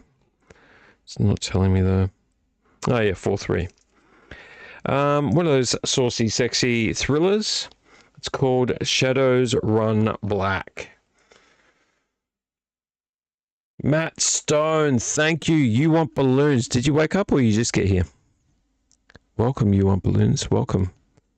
I want balloons. Do you want? You obviously want balloons because you always want balloons. Keep saying it. You want balloons. Shadows Run Black. Trey Parker, thank you for telling me this. Matt Stone and Trey Parker. Kevin Costner's Shadows Run Black. Saucy thriller. It's a Troma film. It's a Troma film. I never noticed that before. I just saw the logo. Anyone that knows Troma knows the logo. Lloyd Kaufman and Michael Hurst present a Troma team release with, look at this guy, Kevin Costner in a Troma film. Can you believe this shit? Kevin Costner in a Troma film. That just spins me out. I didn't notice that before. Oh, I shouldn't show too much of that or too much of that. So can we get it over the side? Troma. That makes me more intrigued now. Makes me much more intrigued. Very clean disc. Very, because it's flashback entertainment. Chapter lists. Oh, this has been around for a while, this case. What does it say? What does it say? Let's talk into the microphone. It even mentions Dances with Wolves. Simmons' most dynamic personality is the prime murder suspect in Shadows Run Black, a spine-chilling action thriller based on the famous Los Angeles Shadow serial murders. Detective Rydell King, a tough LA detective, they're always tough LA detectives, is assigned the job of picking his way through a maze of terror and murder to find the maniac who has the whole city gripped with fear. Masterfully directed by Howard Hurd. It is not masterfully directed by Howard Hurd. Surely. Masterfully directed by Howard Hurd with unrelenting tension and suspense, Shadows Run Black climaxes in a pulse-pounding, nail-biting finale. Yeah, I love Troma. I watched a lot of Troma when I was younger. Troma was my, what the F? That was when I felt like I grew up a little bit when I watched Troma, because I was like, okay, this is what happens in the world. Okay, then. Toxic Avenger was the first time I watched Troma. Then I think it was Tromeo and Juliet, and then there was a bunch of other stuff after that. Love Troma, but yeah, man, they don't hold back. Troma, they do not hold back. Very clean disc. Oh, is there any other Troma ones in the back here? Inspector General, Twisted Justice, Prime Target. Yes, hey, I'm pretty happy about that. To be honest, finding out that that's a Troma film it's just made my night. Because I had that other one I found, which I think was called the name of another movie that I can't remember the name of it. I'm not going to linger on it. I found another Troma film. All right, this one I do remember, not a Troma film, and does have some good actors in it. Has Jeff Bridges, Michelle Pfeiffer, and Beau Bridges in it. So Jeff and Beau Bridges. And Michelle Pfeiffer. I used to have a huge crush on Michelle Pfeiffer. It is sticky tape shut, and it was $2. I remember this movie. Maybe not a lot of people like it. I don't know, but I liked it. I liked a lot of emotional movies and, heartfelt movies back then. And dramas. The Fabulous Baker Boys. Cool music. Pull it back a bit because I know that Roddy doesn't like to go too close. The Fabulous Baker Boys, they're both in love with her. She becomes the singer of their stage act. There's a bit of what do they call that? My brain was going to call it a trilogy, but it's not a trilogy. There's a bit of here we go, here's the back. $2.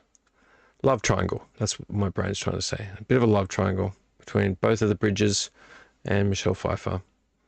But they all play in the same band. Very cool movie. Heartfelt. Oh, God, sticky tape. Please stop it. Just wanted to check the disc. All right, you open for me now? 4 sticky tapes. There's got to be a law against this. Oh. Too many sticky tapes. Open. Oh, it's got Weekend at Bernie's on the inside of it. That's pretty funny. Twilight Zone. Disc is a couple of scratches, but pretty much all clean. Very light scratches. Fabulous Baker Boys is a good movie. If you ever want to give a movie a chance, give the Fabulous Baker Boys a chance. I should talk slower because I'm slurring my words. The Fabulous Baker Boys a chance because it's a very good movie. It really is. If you don't like slow movies, then maybe it's not your thing. Put this knife away before I hurt myself. All right, it looks like we're getting, lower than this. Oh, God. All right. I just do not compute. I do not compute. One. Is that it? Is it just one stick? No, it's sticky tape there. Do not compute sticky taping up DVDs. How annoying. This one, let's check the disc before I talk about it. Fairly scratched, but it's all surface. And the case is cracked all the way through. That's okay. Cyborg 3. The Recycler.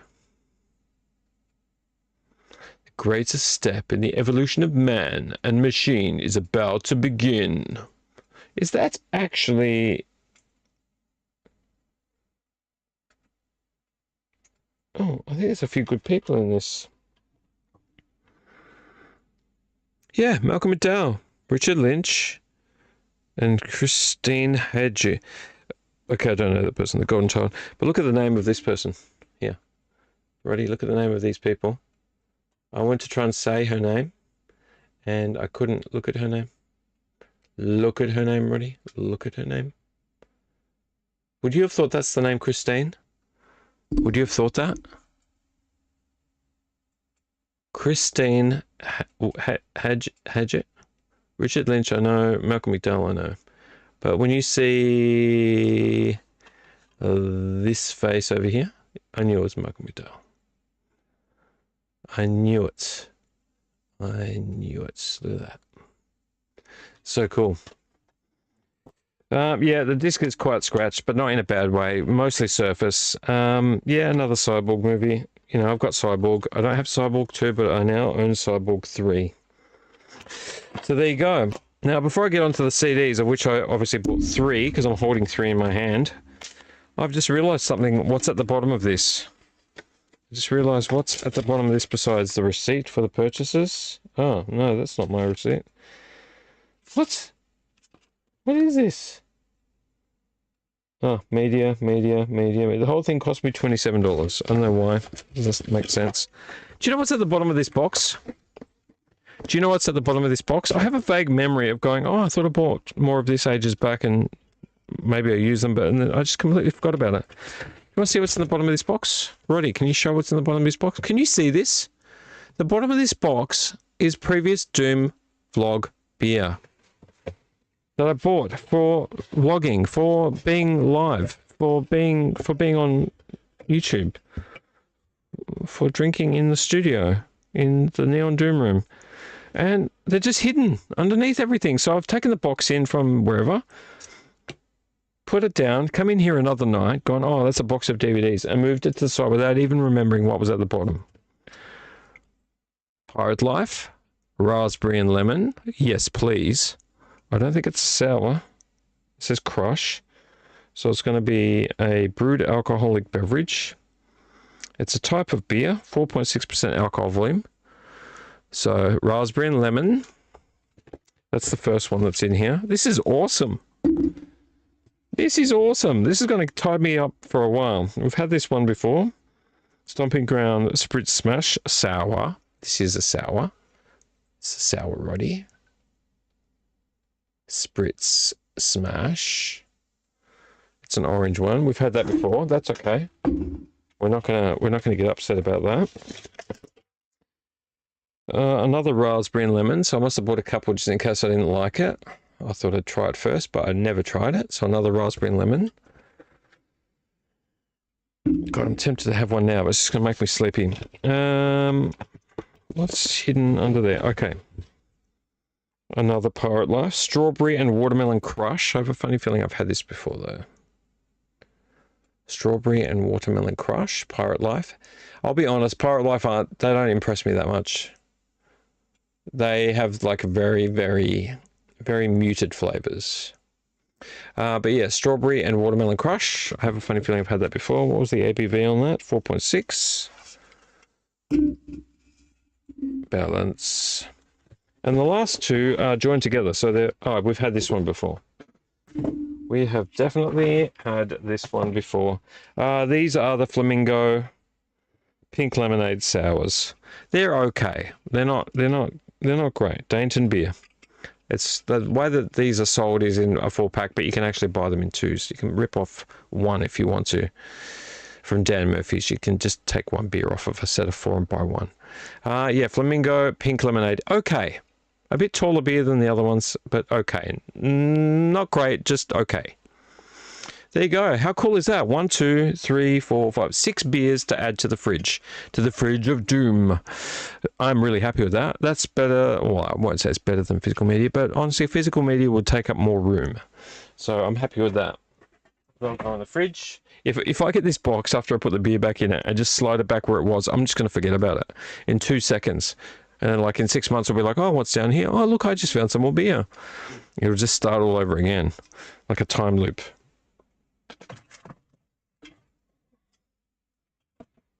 Okay. Let's put them back in the box. I'm not going to forget about them. Not going to forget about them. They'll go in the box, and when I get a chance to, I will put them in the fridge. There's not much room in the fridge at the moment. That's my fridge. There. I want to cover it all in stickers. That's my fridge right there. All right. So, let's talk about the CDs. I'll put the DVDs away because they're just getting in the way. Got a beautiful, beautiful crackling fire over there, which we're going to talk about in a second. Put the DVDs back in there.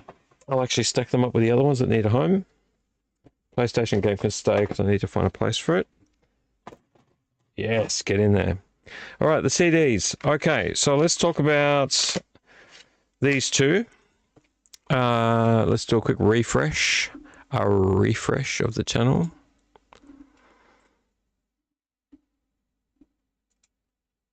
Three live viewers, 4 views. Okay, that's cool. All right, so these two, the top two are the same band. And the top two I got because I randomly listening to pop punk. I listen to a lot of playlists, and sometimes I skip through. But I found these guys, they're not... Oh, these are tape too. Okay, let me just fix that. These guys are, I think, younger. What's the year on this? 2003. Oh, actually, they're a lot older than I thought they were. 2007. Okay, I wasn't expecting it. I thought they were younger, like now younger. So they were around a lot long after early thousands. That makes a lot more sense to me from the style of music. They're pop punk. They're pop punk, and I found them on a playlist, and I didn't realize they'd been around for a while. I thought they were maybe more modern bands. Why is this? Where is this tape? Oh, it's taped sideways as well. That is super annoying. I thought that they were more like, 2015, 2018, 2020. I didn't realize they were more modern. Why tape a CD shut? Honestly. You're killing me. Yeah. Okay.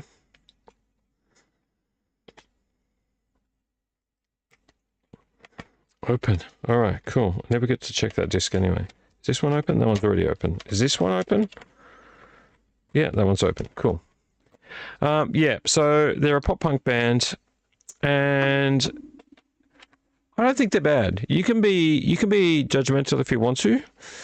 I can be at times, but they're not terrible. They're called Yellow Card. This is the album I first heard, or one of the songs off this album. Pop punk. Pop punk, not in a anti-establishment way. In a how would I put it? I always put pop punk in a lot of different baskets. So you've got anti-establishment, you've got fight the system, you've got skate and die, you've got kind of like fighting against, how would you put it? Fighting against like repressing emotions. So there's pop punk that does kind of like a bit of everything, and then they might have songs, or a lot of songs even, that are about, this is how I feel, like you're breaking my heart, and not in a traditional love song kind of way. You know, we've always accepted love songs. Love songs have been around for many, many, many years. They've been around since the birth of, even before the birth of records. They've been around back into medieval times and beyond, way, way back.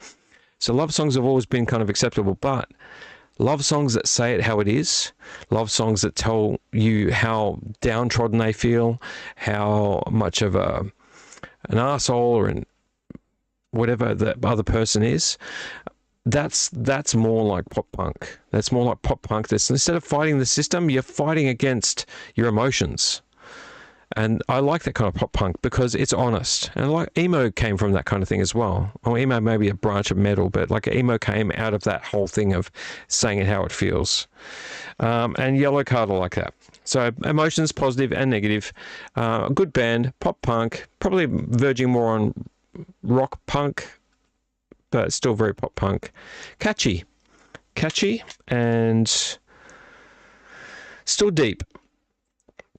Still a lot of memories, you know, relying on someone's feelings and heart and memories. I like that. And the song that I'm talking about here, if I can get it ready to focus on the right one, is Ocean Avenue. It's a very short song. And I like it. I like it a lot. I didn't get to check this disc. Let's check the disc because it was taped shut. Disc is very, very clean. You're not going to get a cleaner disc than that. Look at that. Look at that. That is just absolutely gorgeous. There's me right in the middle. Hello, me. Beautiful clean disc. In fact, there were two of these there. I don't know why there was two, but there was two of this particular album. Yellow Card's first CD. Yeah, very cool album. All right, and the next Yellow Card album, because I said I got two, was Paper Wars. This album here. Haven't heard this one. I will try and listen to it now that I know what it looks like. Paper Walls. It's got all of the lit up houses. And then burned down houses. $2. It's kind of stoked because it's weird. I found Yellow Card through a playlist and Super Clean. Another Super Clean disc. I do find pop punk in stores. But it seems to be in waves. Yeah, $2 each. And I found it right after like finding that playlist. I was like, what? Because that's why I thought they were new, because maybe somebody bought them or like, not my thing, and then got rid of it. But no, 2003 and 2007. So those were $2 each. I'm sure I'll cop shit in the comments for liking Yellow Card, but I don't care. And the last CD I bought was a great album, Urban Hymns, The Verve. You like some British music? Anybody like some British music? The Verve, mate. I love the Velvet Underground, but that's American. I always think of the Velvet Underground as being English, but they're not. The Verve, there's lots of bands from England that are great. The Verve are fantastic. I never got to check the disc. The disc is suitably scuffed in all the wrong places, but I don't know what they've done with this, but I think I can clean that. You can see it. It's been spun on the desk, by the look of it, picked up from off of something rough. I can clean that. That's cleanable. It's mostly surface. It doesn't look too deep. There are a few nasty spots. But I expect that with discs. Cool though. I love the insides of these. I haven't gone through the booklets for these, but that was $2 as well. There you go. That's all my physical media, guys. All my Let's Get Physical media has been completed. My physical media has been completed. It's now closer. It's like 3 o'clock in the morning. I can't remember when I started. I think I started, gosh, it must be like 1 o'clock. 1, 2, 3. So we're at the 2 hour mark, I think. I'm just guessing. Or was it 1:30? I think it was 1:30. No, I can't remember. I think it's either 1 or 1:30. I don't know why I'm speaking. Oh, 4 live viewers. Must have been my English accent that brought everyone back. All right, so what we're going to do next is we are going to have a little look at Umbrella Entertainment's upcoming releases, is what we're going to do. I've been very excited because Umbrella Entertainment are bringing out some new stuff, as they always are. They're always mentioning new things. So we're going to talk about some stuff that's coming up. Now, the one that I do want to talk about is not for a while. What are we now? We're June, 1st of June. So let's bring this up. Anybody a fan of Umbrella Entertainment? I am definitely a fan of Umbrella Entertainment. I have a few things that I'm yet to talk about up here. Some box sets up here I want to talk about Umbrella Entertainment. So Umbrella Entertainment, we've had a quick chat through Instagram before. Nothing to write home about because we didn't really have a conversation. It was just a bit of back and forth. But I want you to know that I'm on your side, Umbrella Entertainment. You release some good stuff, and I'm on Brawly now. And Brawly is a great little streaming service that I did try out eventually and has ads on it. I think they have maybe 3 or 4 ads in each movie, very short ads. But yeah, Brawly, Umbrella Entertainment, love your work, love what you do. I'm not going to buy every single thing you do because I have my own likes and dislikes for media. But yeah, great company. Great company, want to be a part of it, want to watch it, want to collect it. Of course, the ones that I like. But let's talk about what Umbrella Entertainment's got coming up right now. We've got some things right in front of me that are great. We've got some pre-orders. These are pre-orders. Are these all pre-orders? I think they are. And they've got some new releases that are out now. So all the ones I'm about to talk about are pre-orders. Pre-order. Okay, let's have a chat about Umbrella Entertainment. Let's change the screen to the desktop screen with my terrible laptop camera. Here we go. Here we are. You can see me. I'm waving. Hello, I'm right here. I'm down the bottom here, but let's have a look at Umbrella Entertainment. Here we are. This is what I want to talk about. Kiwi Cult. This just came up on Instagram. Kiwi Cult, and I had never heard of these movies before. I think this one over here I have heard of. The other ones I had not. But Sam Neill's right there. You can see Sam Neill.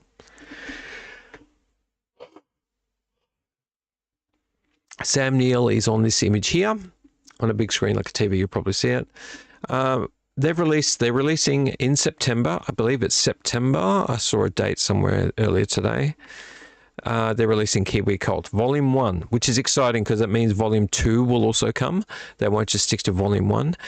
Volume 1 is In the Dark, Kiwi Cult. Now, I hope they don't go down the route of doing the first one of horror and the second one of, like, bawdy, saucy, sexy movies, because I don't really like that. Like, they did the Ozploitation 1 and 2, which was great, and then number 3 was like really larrikin Australian movies, and I wasn't really too interested in number 3. Sorry, Umbrella, I'm sure they're fine and they're beautiful and they're wonderful, but I wanted more horror / thriller. Yeah, so number 3 wasn't really. I mean, it was kind of interesting. It was kind of intriguing, but it wasn't really in my ballpark, in my wheelhouse. But this one looks interesting. So this is Volume 1 of Kiwi Cult In the Dark. It's a collector's edition bundle, as you can see. Rigid outer slipcase and a Kiwi Cult Volume 1 book. They did write Volume 1 book, so maybe Umbrella, you might want to correct that. But there's the book there. So let us just, can we open it up to look at it? That's it there. Let's choose options. There it is. Sorry about how bright that is. You can see my face is just all washed out. There, let's have a look through them. That's the cover. Cool cover. I hadn't heard of these movies before, and they look really cool, really interesting. They don't have a standard edition, it looks like. They just have this collector's edition for 110. Some of the ones that I have up here were retailing at 85, and if you, I don't know, had a gift card or something, maybe get it cheaper, or if they go on special, which they don't tend to do straight away. There's the release date. 3rd of September. Let's have a little chat about Kiwi Cult. There's the cover, Volume 1. That's what you get in over here. You get 3 movies on Blu-ray. You get the booklet, you get the slipcase, and obviously the 3 movies. The cover, there's another image of the cover. Kiwi Cult Volume 1 book. That's the booklet. Does it tell me how many? 48-page booklet. There's the first movie, Perfect Creature. The union between man and vampire is over. Doug Ray Scott, Saffron Burrows, and Leo Gregory. If you know those names, I don't know those names. I think these are all New Zealand, but I don't know if all the actors are New Zealanders. I haven't heard of this one before. Excuse me. Movie 2, Under the Mountain. This looks very, very interesting. Watch the trailers for this, by the way. Go on YouTube or go on, I think they might even show the trailer on Umbrella for this very interesting trailer. If I can find it while we've got you here, we might play it without sound, of course. Under the Mountain looks really cool. Demons / I don't know anything about this movie, but there's Sam Neill. And it's got this interesting transformation of this character. I think it's him to him, maybe. I don't know. I don't know anything about this movie. And the last movie has got Carl Urban. That is Carl Urban. Or Urban, if you want to call him Carl Urban. I'm so urban. The Irrefutable Truth About Demons is the name of the movie. I thought it was just called Demons. The Irrefutable Truth About Demons. Carl Urban. Looking forward to that one. And there is another. Maybe that's the slipcase, maybe? I don't really know. I think that's a slipcase. No. Is it? No. This is the slipcase. I don't know what that is. Is that the back, maybe? It's probably at the back. And then we're back to the beginning. So $110. It is no standard edition, just the collectors, which is this one. You don't get a ton of stuff for these collectors. You do get the booklet, the slipcase, and the 3 Blu-rays in there. It does say extras, standard soft pack edition available from select stores. It doesn't really say much about it. Only available from the Umbrella web store. Into the Dark Collector's Edition includes extensive behind-the-scenes content, 48-page book featuring extensive behind-the-scenes content and art, custom artwork by AWW Creative, limited edition numbered release. That's good. It's got the movie's Irrefutable Truth About Demons. It's got a commentary with director Glenn Standring, interview with director Glenn Standring, interview with producer Dave Gibson, archival audio commentary with director Glenn Standring. That's good that they've got the archival one, so it was set back in the day when he talked about it. And a stills gallery. Perfect Creature has new audio commentary by director Glenn Standring, interview with director Glenn Standring, and Remapping New Zealand with Genre, Anton Bittel on Glenn Standring's The Irrefutable Truth About Demons and Perfect Creature. A making of featurette, which is great, or making of featurettes, more than one. Stills galleries and the trailer. And Under the Mountain has new director approved grade, interview with director Jonathan King, audio commentary with director Jonathan King and writer-producer Matt Granger. The making of Under the Mountain featurette, behind the scenes gallery, concept art gallery, stills gallery, and a trailer. That's really cool. I'm not going to read all the stories of each of these movies. I just think it would just take too much time. I want you to jump onto the website. There's the trailer. Go ahead, jump onto Umbrella Entertainment's homepage. Click on this, the Kiwi Cult Volume 1. Read through it, make a decision whether you're going to pre-order, and the trailer is at the bottom. I've already watched the trailer. It's really cool.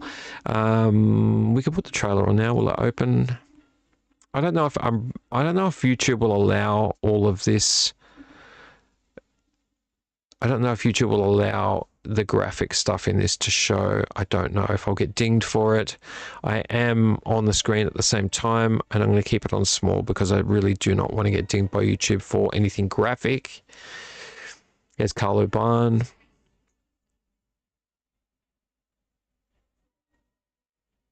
Okay, a bit of blood.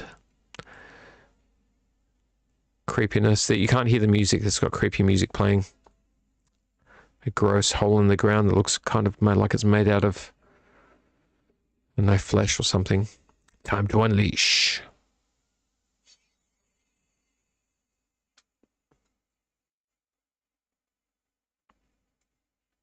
So cool.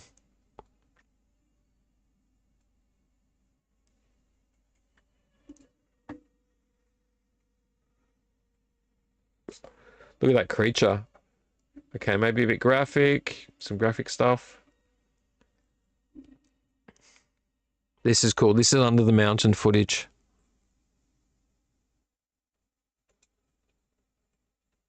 I love this. And then it flies over the mountain. So this is more vampire, Perfect Creature. Got to be very careful. I do not want to get dinged for this stuff. Let's hope it doesn't. I think this is on YouTube anyway, so maybe I won't get dinged for it. There's Carlo Barn. So this looks really cool. It looks really cool. Let's get this off the screen. So yeah, I'm not going to read all this. It looks really cool. I've read some of it. I'll read more of it myself later on. I just want to sort of mention that there's the year of productions 2000, 2007, and 2009. Running time consecutively is 90, 87, and 86 minutes. It is 1080p. Image ratio is 1:85:1. It is Blu-ray, obviously. Number of discs you get are the 3 movies, so 3 discs. It is all color, as you could tell. Aspect ratio is 16:9, and subtitles are all in English. Release date is the 3rd of September 2025.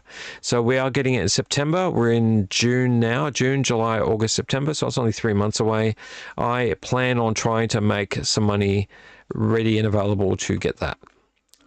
Don't know if I'll pre-order it or not. Oh look, I've shown up. Look at that. I've shown up in their little list there. Hello, that's my Dooom vlog right there. Can we make that wider? That's so cool. Look, we're right there. The live is right there. Thanks, Umbrella. They didn't do that. It just happened to come up. It's so bizarre seeing it. The Dooom vlog is in the Umbrella Releases YouTube video end screen. So cool. That's the most amount of flattery I've ever had. So let's just reduce that. All right, so that is the one I wanted to talk about. That's Umbrella's Kiwi Cult Volume 1. I can't wait to see what they eventually do with Kiwi Cult Volume 2. I plan to get these. They look really cool. And the special effects, the physical effects in those look awesome. And the digital, I wouldn't say digital, I'd say the animation or the stop motion maybe effects in that look really amazing. Let's go back to the main screen. We're not going to linger here for too long. These are all the pre-orders currently. We've got Black Sheep, which I just bought recently on DVD secondhand. Cool movie from New Zealand. I think it's from New Zealand from memory. Black Sheep 4K and Blu-ray T-shirt collector's edition. You get a bunch of stuff, including a furry cover for that, which is interesting. We've already talked about Kiwi Cult Volume 1. Cypher, which I don't own Cypher, no. Agitator, I don't own. That's a new one. I've never owned any of these before as previous DVDs. Cypher, that's an $80 collector's edition. Agitator is a $75 collector's edition. We've got another Black Sheep one, which is a smaller one, not the T-shirt one. It's collector's edition. Blu-ray.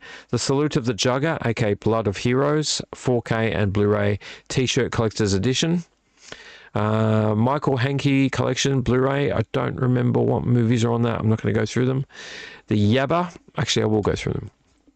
What movies are on this? It's very stylized.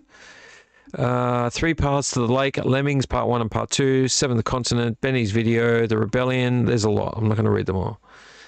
71 Fragments of Chronology of Chase, The Castle, Funny Games. Oh yeah, Funny Games. Wow, that's a bit of a brutal movie. Code Unknown, The Piano Teacher, Time of the Wolf, Hidden, The White Ribbon, Armor, and Happy End. Obviously, there's lots of short films. Wow, no, it's long films. $350 for that collector's edition. Where was I? Oh, yeah. The Yabba, Wake in Fright, and... Oh, it's the Yabba, Wake in Fright. It's a collector's edition here, $200. Black Sheep, 4K and Blu-ray, $59.95. That's not too bad. Agitated Blu-ray on its own, $44.95. The Salute of the Jugger, Blood of Heroes, 4K and Blu-ray collector's edition. Less at the other one, it's $100. Cypher, 4K and Blu-ray separately, $59.95. New Extremity Collection, Volume 1, so Extreme Horror, $109 for that set. It's got 4 movies on it. Noroi, The Curse, Blu-ray collector's edition, that's $75. The Full Moon Fright Box. Now, I've been very tempted to get the Full Moon. It's got oh gosh, what's the name of that movie? Sorority Girls in the Slime Ball Bowler Armor, I think it's called. You know, great, cool movie. Really schlock horror. There you go. Puppet Master. Seed People. No, hang on. Let me read what's here. I'm reading them wrong. Oh, there you go. Puppet Master, Sorority Babes in the Slime Ball Bowler Armor. Got that one right. Shadow Zone, Seed People. Actually, I would really like this, but $130. I'll have to figure something out. That's already been out, I think, for a while, but not the collector's edition. This is a new one. was a Funny Things Happen Down Under. Funny Things Happen Down Under Blu-ray. Noroi the Curse. That's just the Blu-ray. Sorry, the other one was $44.95. That's also $44.95. The Science of Sleep Blu-ray Collector's Edition. I've never owned that movie or seen it. $75. The Salute of the Jugger, aka Blood of the Heroes, 4K and Blu-ray, so just cheaper version, $59. Ozploitation Rarities Volume 3. This is what I was talking about. Blu-ray, $109. That's a set of 3. I'll just show you what these are. They look okay. I don't know. Maybe they'll be good. I don't know. But it's got Scobie Malone, 1975, Goodbye Paradise, 1982, and The Empty Beach, 1985. They are thrillers. I believe thriller/action movies. So they could be good. I don't know. They just look very larrikin-y. So I don't know. Don't know if I can take it seriously. Empty Beach has got Brian Brown. You've got Scobie Malone, which is, what's his bloody name? He was the goose in Mad Max. His name eludes me. Scobie Malone. Oh yeah, Jack Thompson. And Goodbye Paradise, I don't know anything about. It's a thriller. They're all thrillers, I think. They're all thrillers. Yeah, they're all thrillers. They could be really good. I don't know. They just look very larrikin-y. I don't know. I might decide on it at some point. Peter Pan's Neverland Nightmare, $75. Intacto, that's a pre-order. Intacto, Blu-ray Collector's Edition, don't know anything about that. That is also pre-ordered, $75. The Science of Sleep, $44.95. And Wake in Fright Souvenir Merch Pack. So it's just a merchandise pack for $120. Then we get into new releases. We'll talked about these. They're all out now. You can see them on Instagram. The Fall, 4K and Blu-ray, $80. Thai Horror Movie 8-movie collection, $129. That's actually pretty good.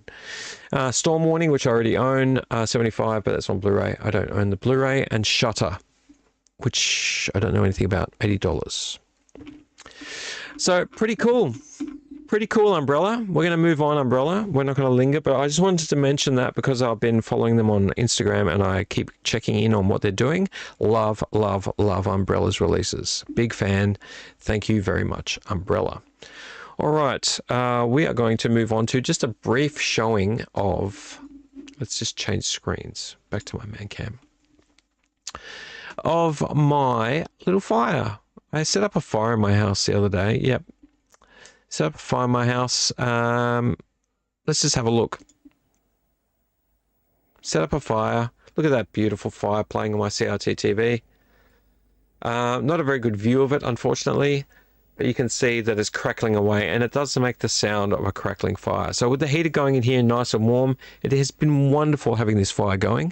It makes me really feel at home in here. I feel like getting out a pipe, getting out my pipe tobacco, having a puff and sitting back in my big leather armchair and pondering the mysteries of the galaxy.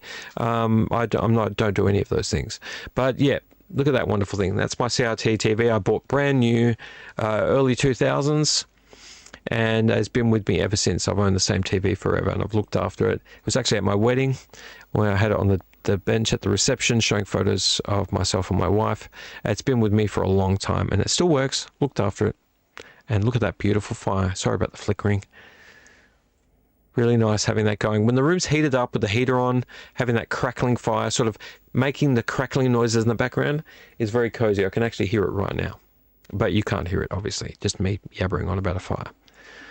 All right, let's go back to main cam. Now, I was going to show you things to do with toys. Toys, guys. We're going to try to speed up a little bit because this is going to be a long show. All right, let's just talk about this fellow. I don't have a bumper for toys, so I'm not going to apologize. I haven't had time to make it.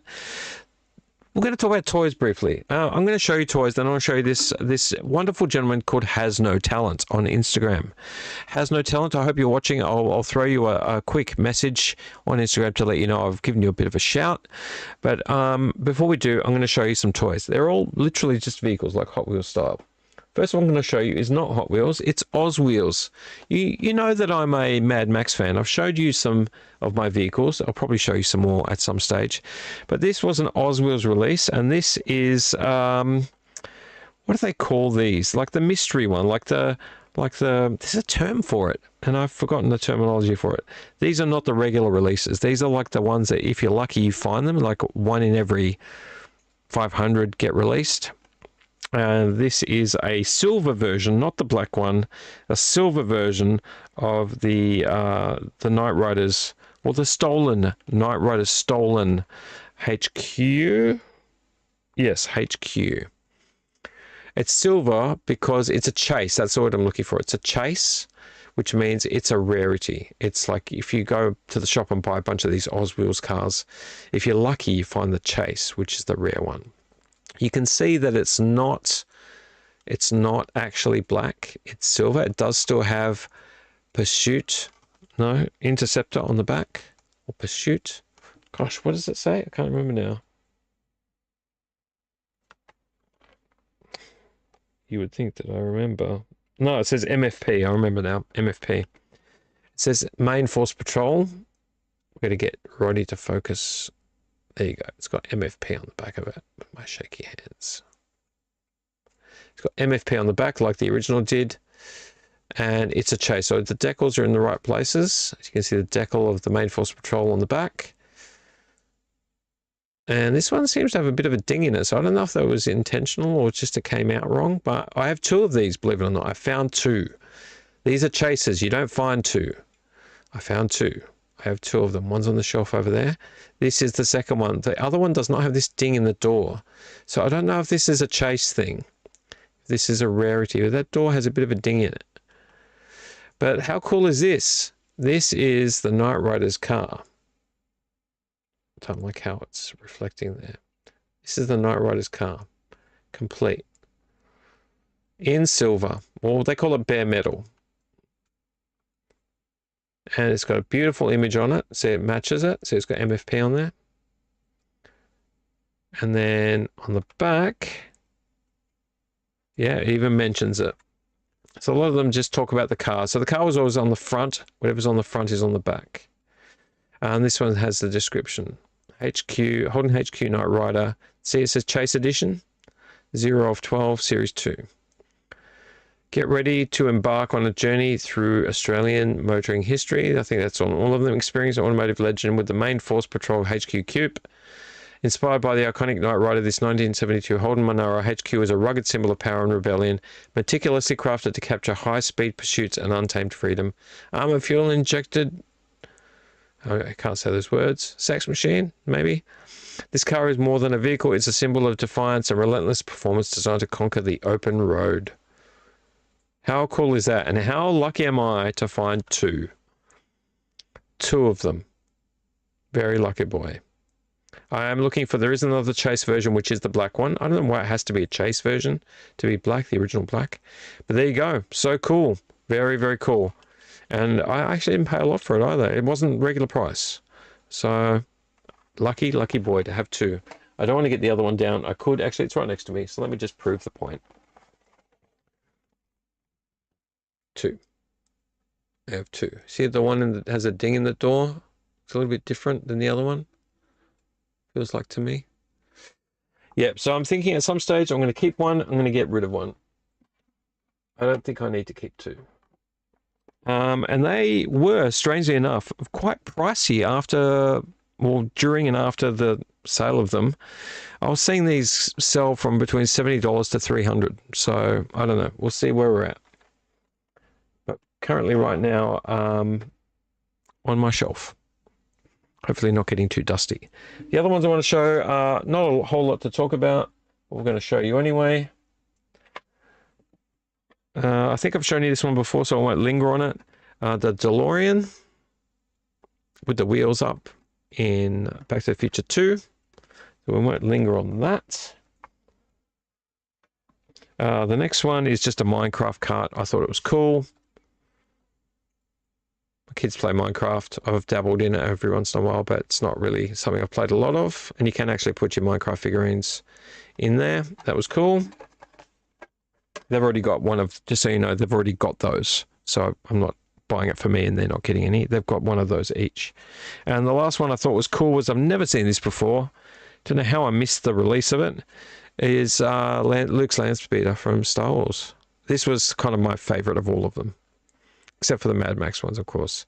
How cool is this thing? How cool is this bloody thing?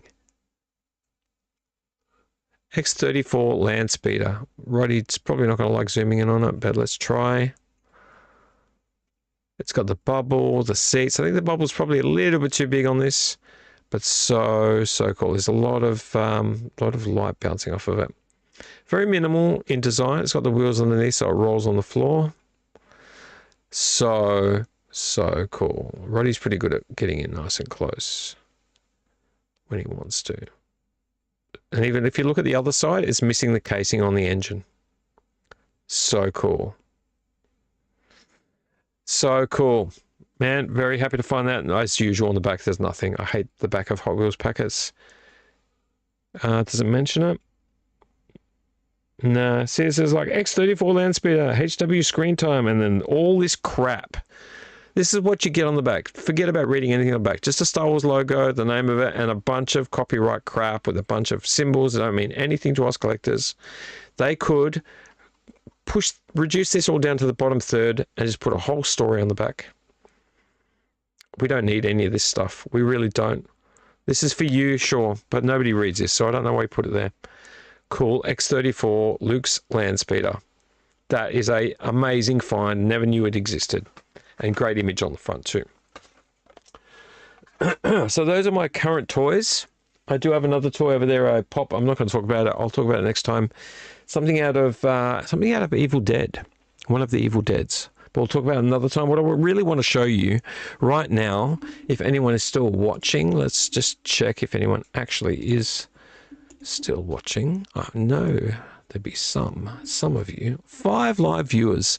Thank you so very, very much for being here this evening to view me live.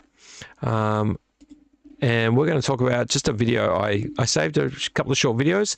First one I'm going to show you is this. I was on Instagram. The name is on there, so you can see who this originally shot this video. And I saw somebody showing some Revenge of the Sith toys. And I remember when Revenge of the Sith came out, it reinvigorated my love of toys. I love the packaging. I love the toys in the packaging. I love the way they were made. I just loved the branding. I loved how many things they made. I liked the vehicles because I was collecting a lot of vehicles back then. I sold some of them. Unfortunately, I wish I'd kept some. But I'll just show you this because this made me remember going to Kmart and going, what's out now? And I was looking at magazines. I got more and more excited. What's being released? What figurines, what vehicles, what animals, what creatures. Just have a look at this. There's no music or anything behind it, but let's watch this. This is from Black Series Cantina, so make sure to shout them out. Go visit them. Look at all these amazing, amazing toys from Revenge of the Sith. And I remember seeing toys like this on the shelf and being, look at that. Battle creatures, speeders, troopers, jetpack troopers, damage packs. It's just going to loop anyway, I think, this one. Hopefully it loops. There you go. A tri-pack, I remember that. The 3-pack of troopers. Battle scenes. Look at that. Spider tank.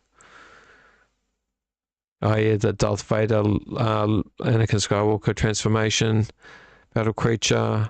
Speeder. I slowed this down a little bit. This was actually a lot faster, but I was so excited when I actually bought one of I think I bought Anakin's, so Obi-Wan's, I think it was Anakin's Starfighter in box. It was a big box and I kept it for ages and I just ended up selling it when I cleaned out the house studio when I had a room in there. I just love this. Thank you, Black Series Cantina, for showing that. I just want to give you a shout out. And I'm sorry I did slow your video down because I went really, really fast. I needed to be able to see the images.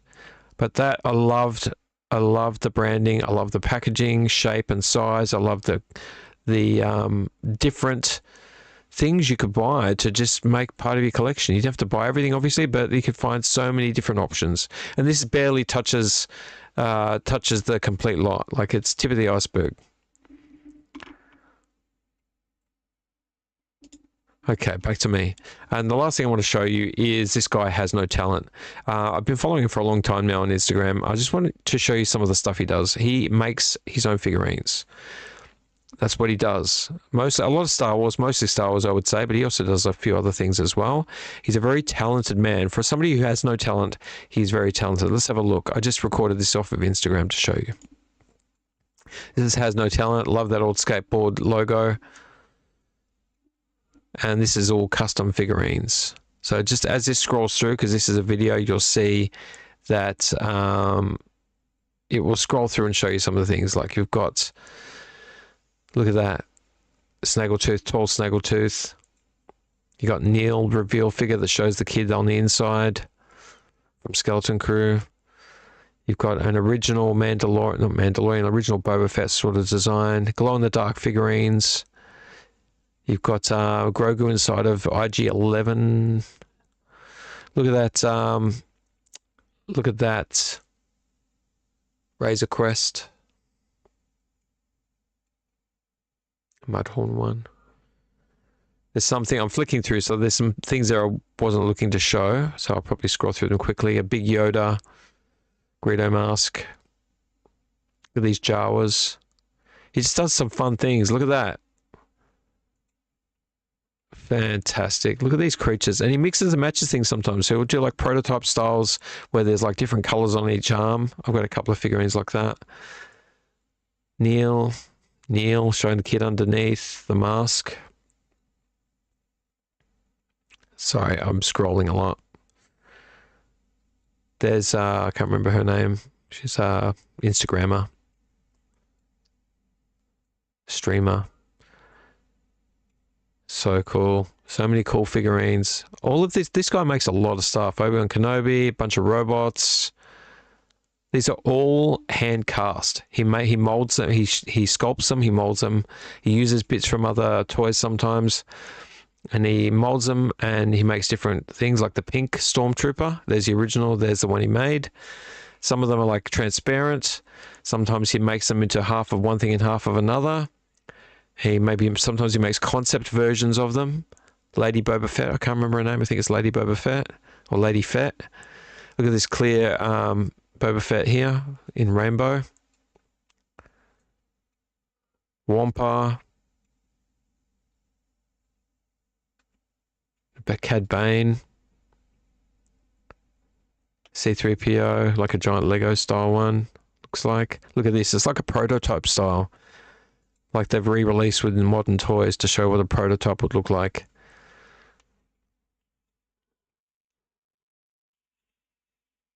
So cool. What an extremely talented person. For somebody who calls himself has no talent. Look at this. Teenage Mutant Mandalorian Turtles. So cool. The body of Boba Fett with a Teenage Mutant Ninja Turtle head. Just appreciate the talent here.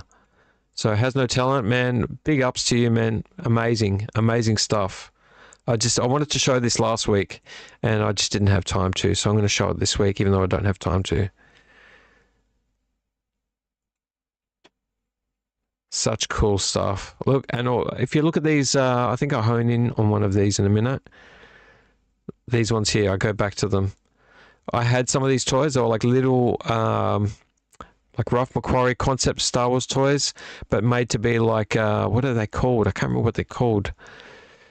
They're like these little mini toys you used to get. Be able to buy them. I don't know if they came in gumball machines or something, but they used to make these monsters. Look at them all. He's made them all. I can remember the one that's all square. He's a robot. I owned him. Just micro toys. What a talented individual.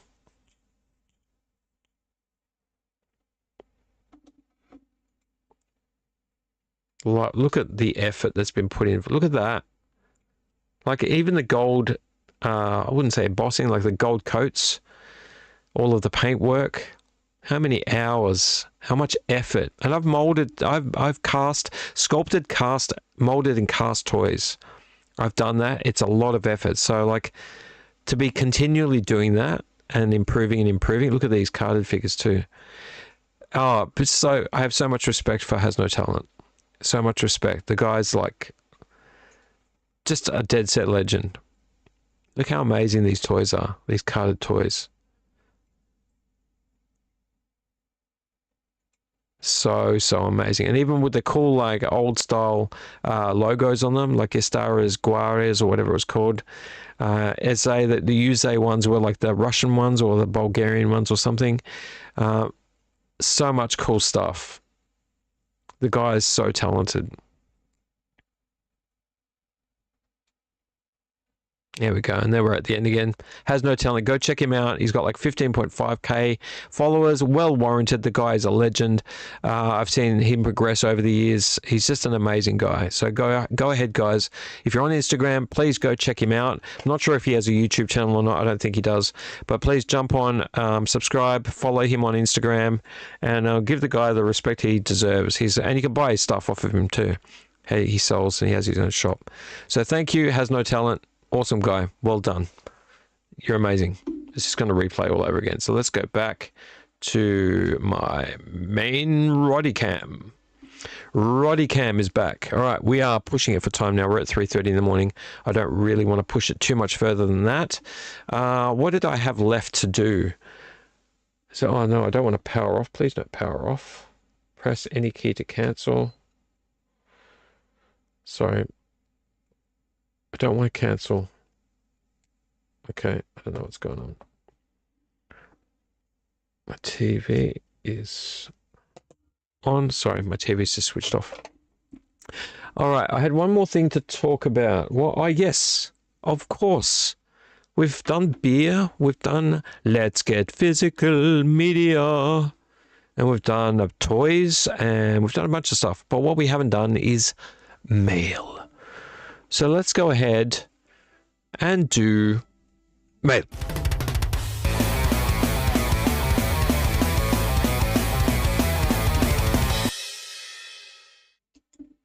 Welcome to mail.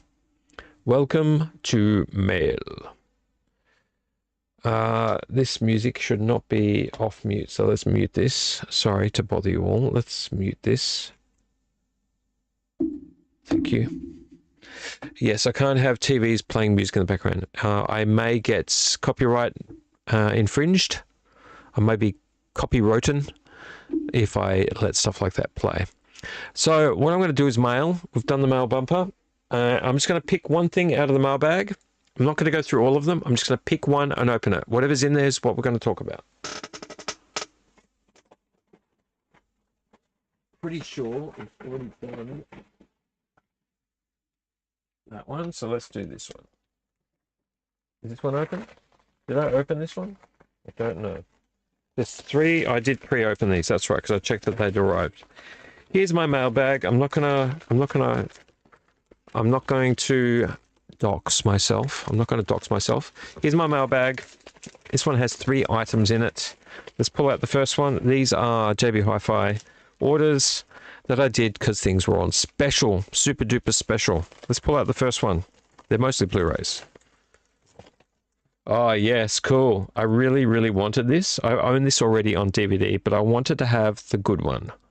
This is the Classics Remastered, the final cut of The Wicker Man on Blu-ray. So now I can watch it properly. This is not the new Wicker Man with Nick Cage. Even though I don't think he deserved the hate for that movie. This is the original Wicker Man. The very original Wicker Man.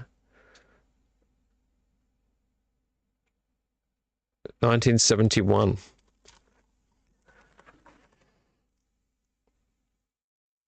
Has it got audio commentary with some of the people in it? It's got Christopher Lee, so I would have thought they'd have Christopher Lee's documentary. It doesn't say anything about it.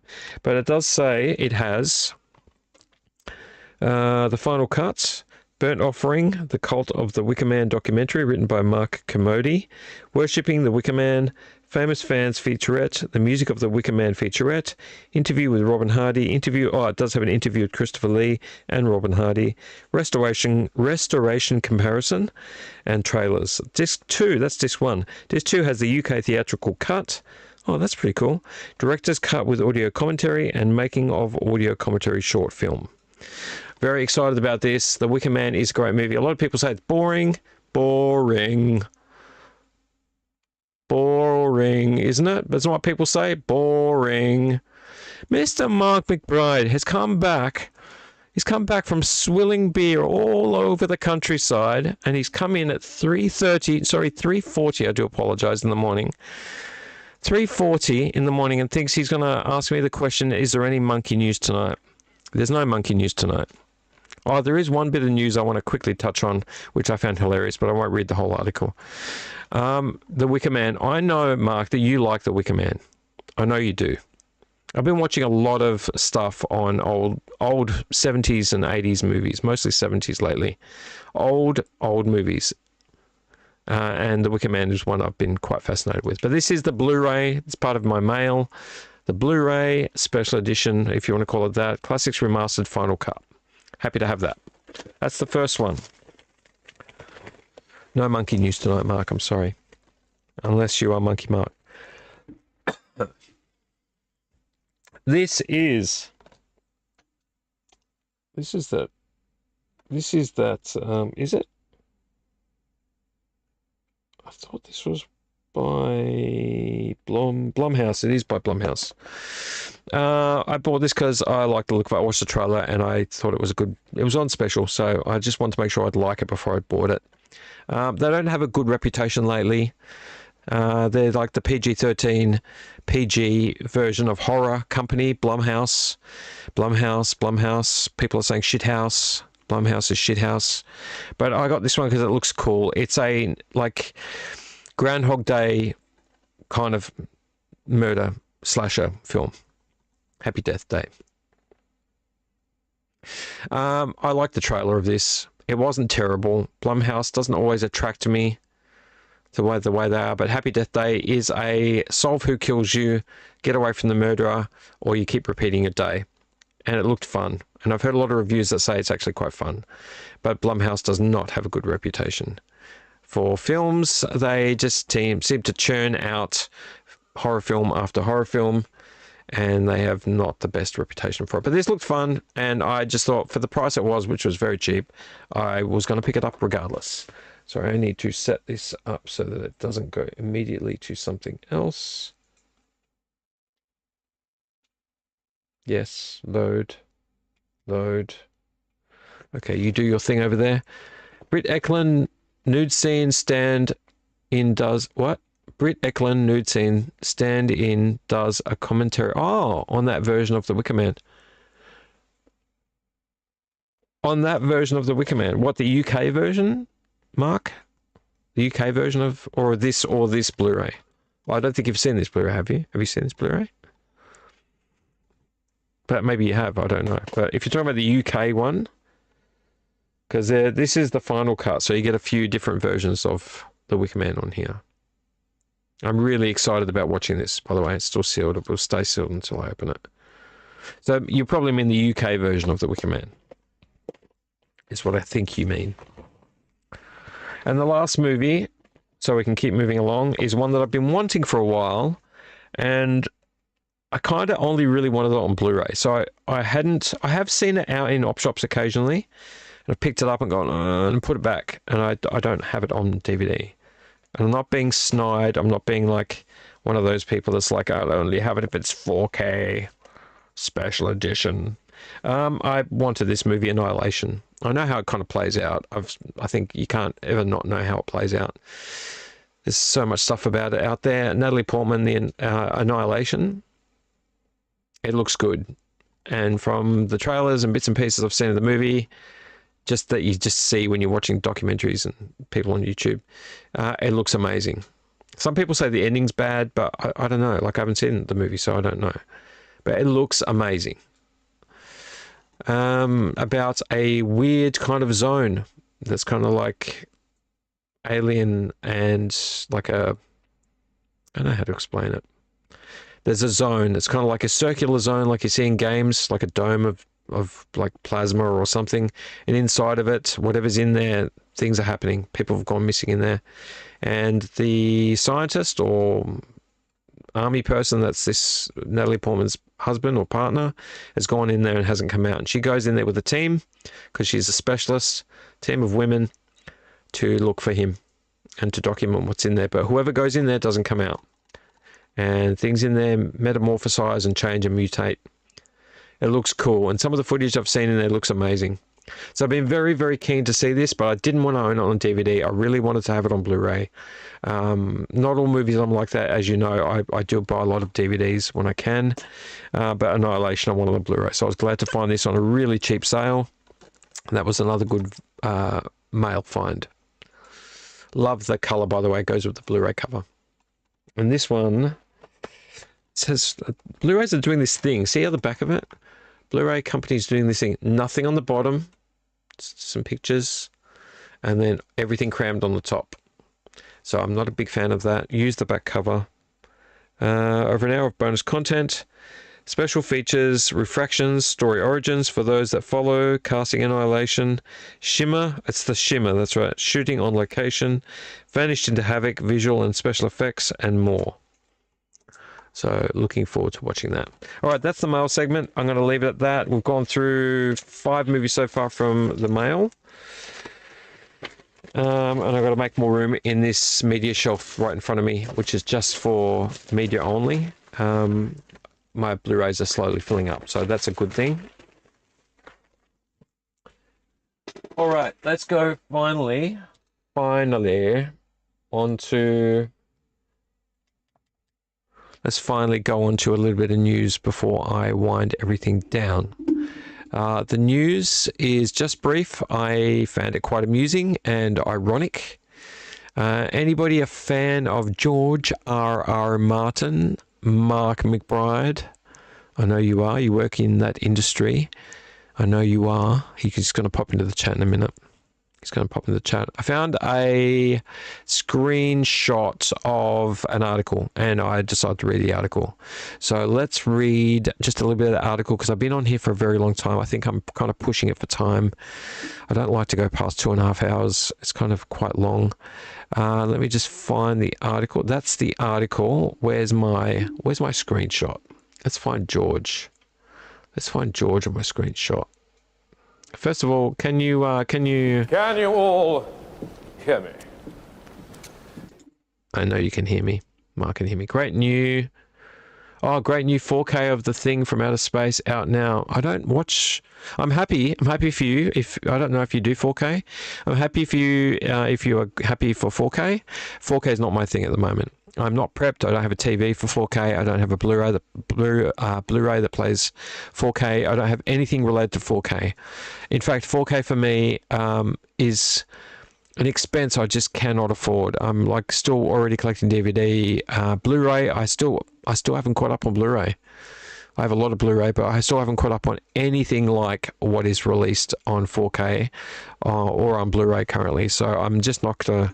I'm really glad for the people that collect 4K because I'm hearing amazing things about the 4K, the way it's coming out, the renditions of them, and how they're appearing. Some aren't so great, and some are amazing. But it's just not my thing. I just can't. Like, I'm waiting for Blu-rays to be cheaper so that I can buy much more of them. You know, I just stick to DVD for the most part, and then it's for Blu-ray as a side thing, and then 4K is just not even in my sphere.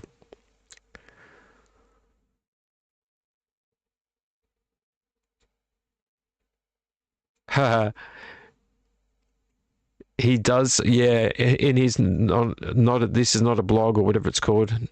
This blog is not a blog. I'm going to just read you this George thing because it made me laugh when I saw it. I saw the news article first, and I took a photo of the news article, which I'll show you now. And then I thought, oh, stuff it, I'll read the news article because who couldn't? Where are we, George? He. Yes, he, Mark. He. He's not a she. He. By the way, Mark. Everything's perfectly all right now. We're fine. We're all fine here now. Thank you. How are you? I'm sure you're well. Where's my article? This is the one article I've lost because I wrote it in here, and there it is. This is what I'm talking about. George R.R. Martin is really starting to get sick of your winds of winter complaining. This was on Gizmodo, so I don't know, I don't know much about Gizmodo, but look at it. Look, he's getting older by the minute. That's what made me laugh. He's getting annoyed by us complaining that we're waiting for Winds of Winter. When was the last time that George R.R. Martin released a book, Mark McBride? Wasn't it 2011? Mark, I know you. I can rely on you for that. I could look it up. I know you'd know. I think it's 2011 or 2010. I think it's one of those 2 years from memory. It's 2025. It's 2025. You tell me what author on God's green earth would be allowed by their publisher to take, 15 years to write a book? What publisher, anybody in this world would let their author take 15 years to write a book? Now, the irony of all of this is that if I bring up my screen, let me just bring up the actual article, because the actual article is pretty funny. We're going to end on the article, by the way, because I've been going on for a very long time. The article is, come on, article, there it is. Come on, Mark. 2011, right? 2011, was that the year? Let's bring the article up. Let's go to screen. Hello, here I am, over here. George R.R. Martin is really starting to get sick of your Winds of Winter complaining. He's going to get sick soon and die, because look how old he is. George R.R. Martin has been writing The Winds of Winter a very long time, and in that process, he's also happened to do a lot of things that are not write The Winds of Winter. I love that. I love that. I love that so much. They said that. Most of Game of Thrones production, the birth and death of multiple of its spin-offs, movies, TV shows, book anthologies, video games, updates on his blog about how he is indeed writing The Winds of Winter, begging us not to ask him about updates on the Winds of Winter, giving us the updates on Winds of Winter anyway. The man's been doing stuff. Not to mention he actually sponsored a train line, a steam line or something like that. That became a big thing for him in New York, wherever he was. I'm so excited I'm starting to choke. But that isn't still not enough for some who have made the wait for Winds of Winter become as excruciating for the writer as it is for them. Doesn't mention anything about it coming. Maybe a double bluff. Sorry, I'll read that again. Winds, that is, yeah. But that is still not enough for some who have made the wait for Winds of Winter become as excruciating for the writer as it is for them. And Martin is letting it be known through his medium of choice, his not a blog, that's right, that it's really starting to annoy him. As part of an update announcing his involvement in producing an animated feature adaptation of Howard Waldrop's novella A Dozen Tough Jobs, yeah, he needs one more job to do, a mythic riff on the story of Hercules and the Greek gods reimagined in 1920s Mississippi with Lion Forge, Martin took a moment to pop off at anyone priming to make a joke about him adding yet another side quest to his list of projects. Why wouldn't anybody crack the absolute mother-loving shits about this? Why would they not be following him, talking about all of his side projects, taking up all of his time, and then wonder where is his book? I know, some of you will just be pissed off by this, as you are by everything I announce here that is not about Westeros or the Winds of Winter, Martin wrote. You have given up on me or on the book. I will never finish Winds. If I do, I will never finish A Dream of Spring. If I do, it won't be any good. I ought to get some other writer to pinch hit for me. I am going to die soon anyway, because I am so old. I lost all interest in A Song of Ice and Fire decades ago. He's being sarcastic, obviously. I don't give a shit about writing any longer. I just sit around and spend my money. I edit the Wildcards books too, but you hate Wildcards. You may hate everything else I have written. The Hugo Winners and Hugo Losers, A Song for Leah, and Dying of the Light, Sand Kings, and Beauty and the Beast, This Tower of Ashes and the Stone City, Old Mars and Old Venus and Rogues and Warriors and Dangerous Women, and all the other anthologies I edited with my friend Gardner Desoy. You don't care about any of those, I know. You don't care about anything but Winds of Winter. You've told me so often enough, Martin added. Why wouldn't they be pissed off about it? 15 years, 14 years we've been waiting.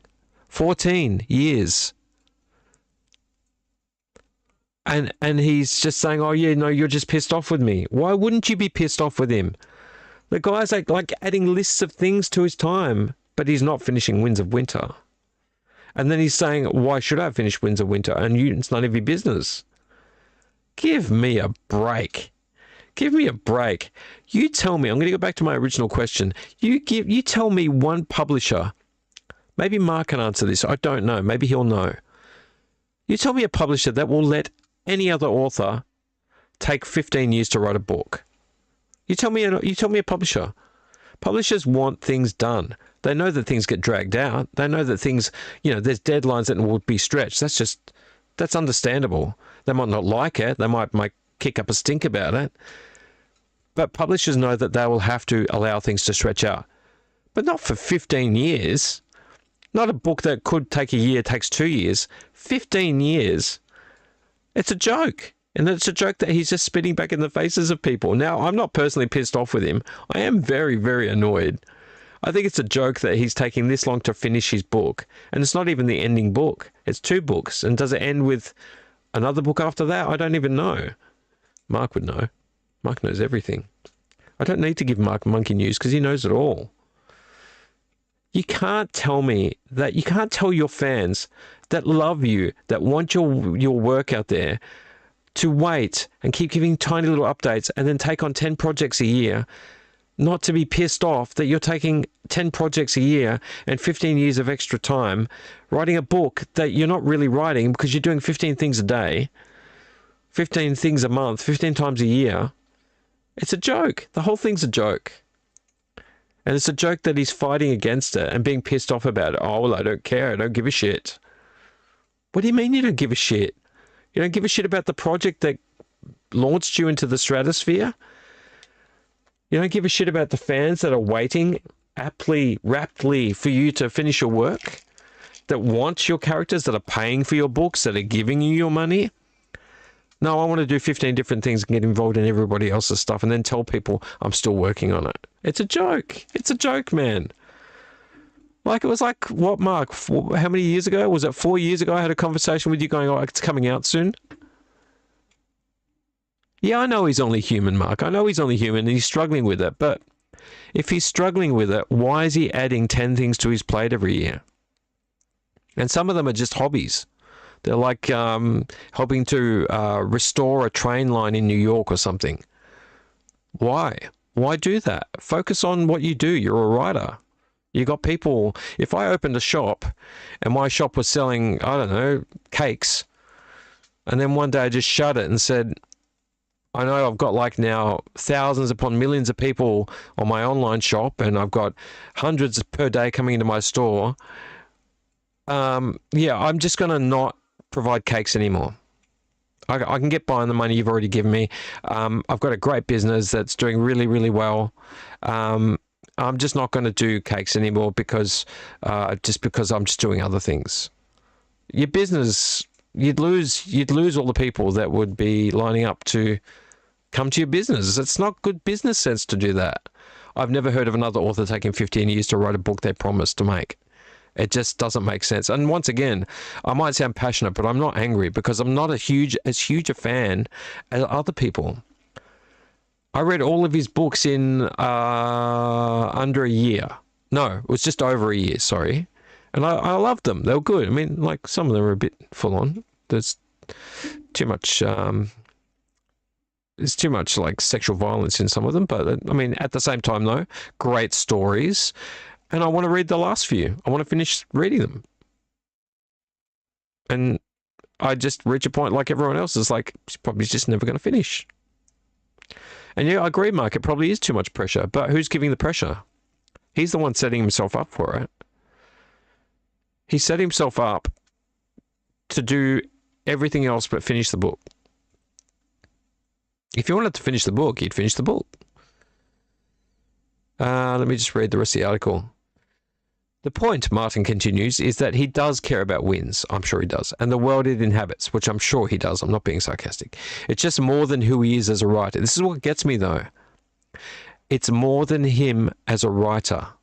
So he's decided now that he's more than just the writer of those books. But he's decided right near the end of writing his books and in this case a producer acting on behalf of a late friend to bring their work to life. Thing is, I do care about them, and I care about Westeros and Winds as well, Martin continued. The Starks and Lannisters and Targaryens, Tyrion and Asha, Dany and Daenerys, the dragons and the direwolves. I care about them all, more than you can ever imagine. I loved A Dozen Tough Jobs the first time I read it, ages ago. I loved Howard too. It saddens me that he did not live long enough to see the film. I hope we do him justice. How can we not? Hercules, Howard, Joe, Lionforge, I wish you all could share my excitement at the prospect of this movie. It's the sort of frankness that Martin has, for better or worse, become known for on his personal blog, where he has, of course, done everything from rail on his Winds of Winter progress detractors to engage in a bit of backroom drama with HBO over changes to House of the Dragon. Martin has also used the blog to announce that he is no longer giving the world updates on Winds of Winter before promptly giving them anyway. It's clear that for as long as it's taking to finish the novel, Martin does have the passion for it that people sometimes jokingly otherwise accuse him of lacking. Otherwise, he just wouldn't keep telling us about it anyway. Even as he rails against the people's response to those updates in turn, people are still going to complain over how long it's taken him, but woe betide anyone who accuses the author of not caring about it. Whenever Winds of Winter finally comes our way, there's probably going to be plenty more Martin-affiliated projects that get announced or come along before it regardless. No one's going to stop him from doing them, just as Martin himself insists that no one will stop him from finishing Winds on his own terms. Very interesting article. No, Mark, I read them afterwards. But the good thing about me is I'm a very visual person, so I can separate show from book, and I learned that with Tolkien because I read Tolkien my whole life, ever since I began high school. Well, I started Tolkien actually in primary school. I read The Hobbit in primary school a lot, and then in high school, first year of high school, I found The Lord of the Rings. When I went to the library, it was raining, I was wet and cold, and I went to the library and I found Lord of the Rings, and I read The Two Towers first because I didn't know any better, and then I started reading from the start. But when I watched Lord of the Rings movies, I was like, they cut them out, they made them different, but I still love them, and then I can still read the book and it doesn't really bother me. So I'm happy to separate, is what I'm trying to say. Yeah, so with George R.R. Martin's books, I completely had the blinkers on. I didn't really see the characters as what I saw in the show. I saw them as they were sort of written, illustrated in my mind. It's a good skill to have.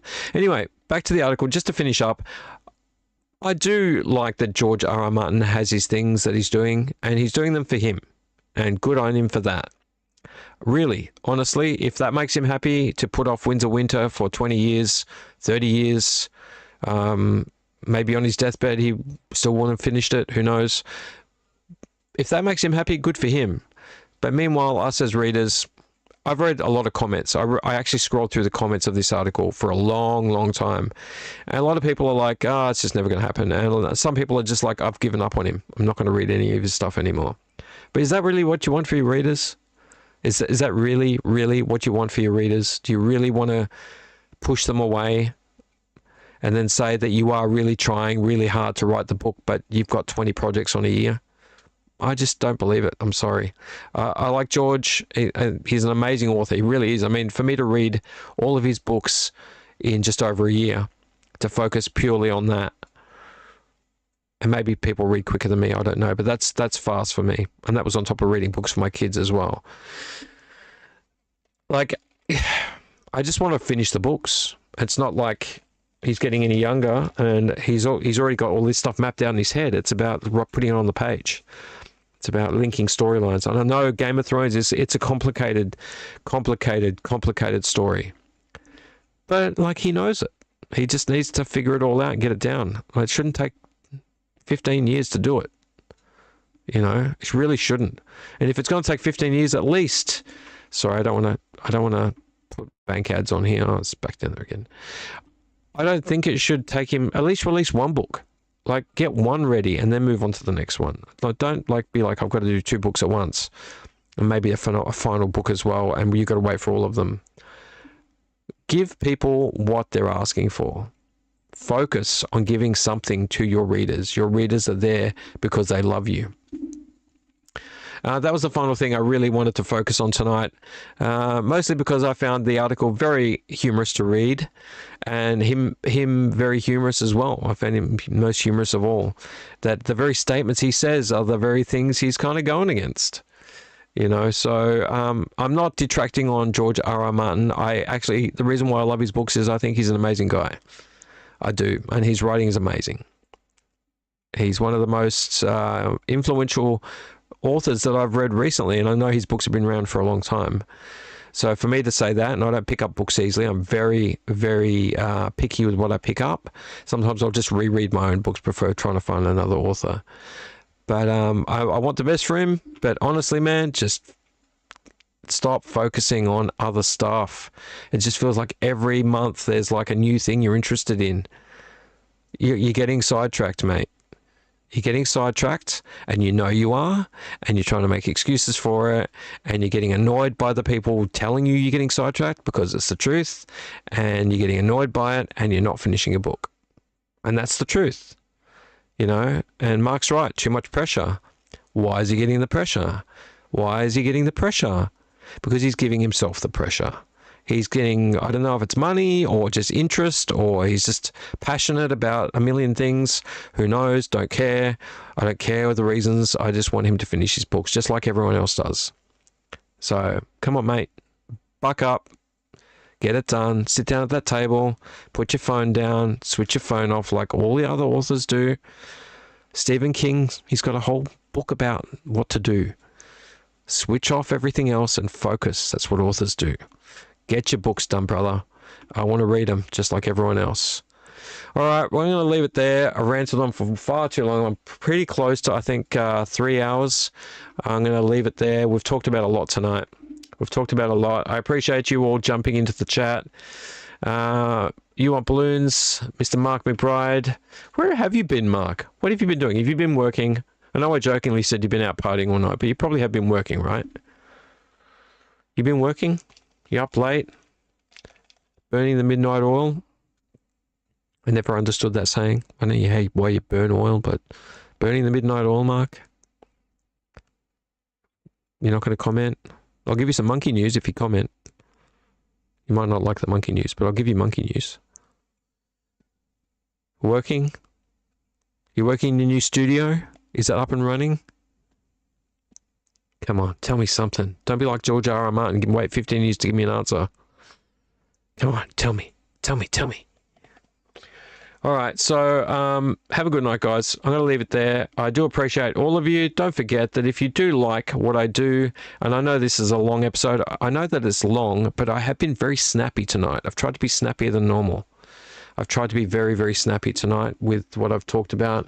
I've taken a few cues from my brother, having a chat to me, and some other people that have sent me messages. And I've crammed a lot into tonight, a lot more than I would normally want to cram in there. So if you like what I do, see you want balloons. Oh, what? I know you were in Sejuna, but where are you now, Mark? Aren't you back from Sejuna? Or are you still in Sejuna?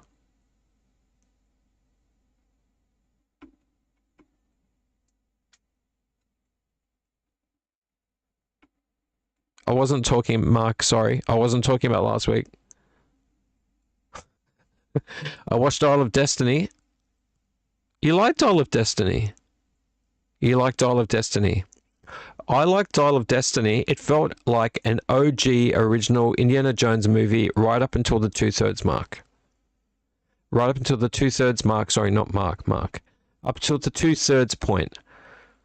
And then after that, I was like, oh, come on, man. Come on. Ancient Greece, whatever. Like, come on. Stretching it a little bit for me. Stretching it. Like, it was so fun. I was like, why are people hating this movie? This is so cool.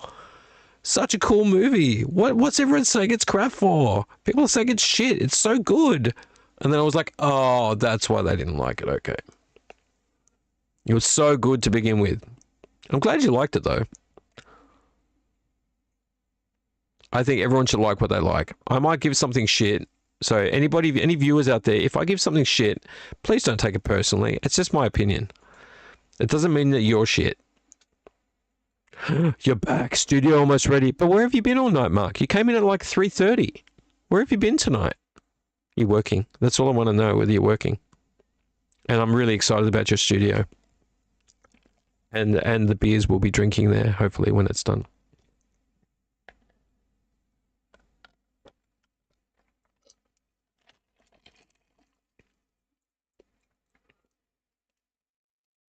All right. I'm probably not going to get a response, straight answer out of Mark about whether he's been working tonight or he's maybe seen a band. Oh, what do you mean you haven't finished it? What? Indiana Jones? Oh, did I give it away? Did I give away end of Indiana Jones? What do you mean you haven't finished it? No, you're lying. You're surely lying. I watched Dial of Destiny finally. Does that mean you haven't finished it? No, you're playing tricks on me. You don't stop movies halfway. You've finished it. You know what I'm talking about. And he's not going to tell me if he's working tonight or if he's been partying. I'll find out later on. I'll get the gossip. And I'll spread it all over the internet. No, I won't. I'm not that kind of person.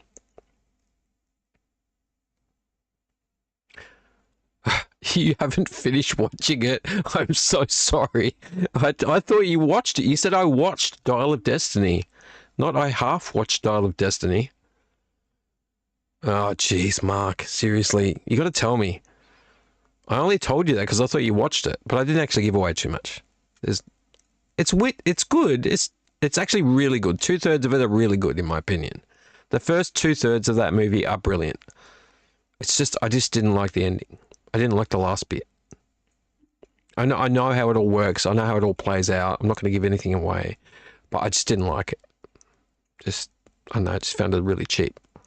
Anyway, I'm going to get going. This is dragging on a little bit too long for me. Mark's not telling me what he's been up to tonight. He's hiding it all from me. I will find out. I will try to let you all know what Mark did tonight that he's not telling me. He's probably just working. He's just not telling me. See you later. You want balloons? You're probably already out again. Thank you so much for your input. And to Mark, thank you so much for not telling me much about what you did tonight. But also thank you for dropping in. Always love seeing you in here. I hope you do a replay. And you watch the replay and let me know what you think of the whole thing. What? You fell asleep during... Is DOD short for something? Or is it just Dodd? Rose Tattoo at the Bendigo. Man, I remember seeing Rose Tattoo live in Newcastle. Was it Newcastle? No, Adelaide. Adelaide. When I was in Adelaide, I saw Rose Tattoo live. Loved it. Loved it. Angry Anderson. Loved it. I actually shook his hand and said hello to him that night too. DOD. Dance of Death? Dad's on... No, I'm not going to say that. Dungeons on Dragons? I'm not that funny. I haven't given away. Yeah. No. You've got to finish it. No, you can't do that. You can't take one person's opinion, Mark. You can't take one person's opinion on the last third and not watch it. You have to finish it. I'm surprised you didn't watch it in one go. I can't believe you didn't watch it in one go. Don't know why I talk like that. I need to get off here. Yeah, finish watching it because I actually want your opinion on the ending. And don't let me sway your opinion. Just watch the rest of it and tell me what you think. I'm going to get going, guys. Love you very much. Thank you very much. Don't forget, I'm trying to find it here. If you like what I do, please do subscribe. Subscribing is very important. It's a small gesture from you. It's a huge something for me. Something huge for me because the algorithm on YouTube relies on people interacting with content creators to be able to help us push our videos to other people. So liking, commenting, sharing, and of course subscribing make a huge difference to us. So thank you guys. Have a good night. I'm going to let you all go. I'm very tired. Like I said, I already watched one movie tonight.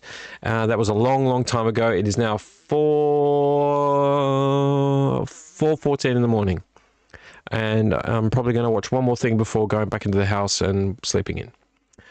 I need to eat some chips and watch TV. Love you all very much. Do not forget to tickle your tangerines and grab your Greedos, but do it politely. And I'll see you on the next video. BZ in the Neon Doom Room. Thanking you very much for a very long Doom vlog, and we'll see you on the replay. If you want to watch the replay, please leave a comment. Leave a comment. I love your comments. Makes a difference. See you on the next one, guys. BZ out. Take it easy. Say good day to your mum for me. Later.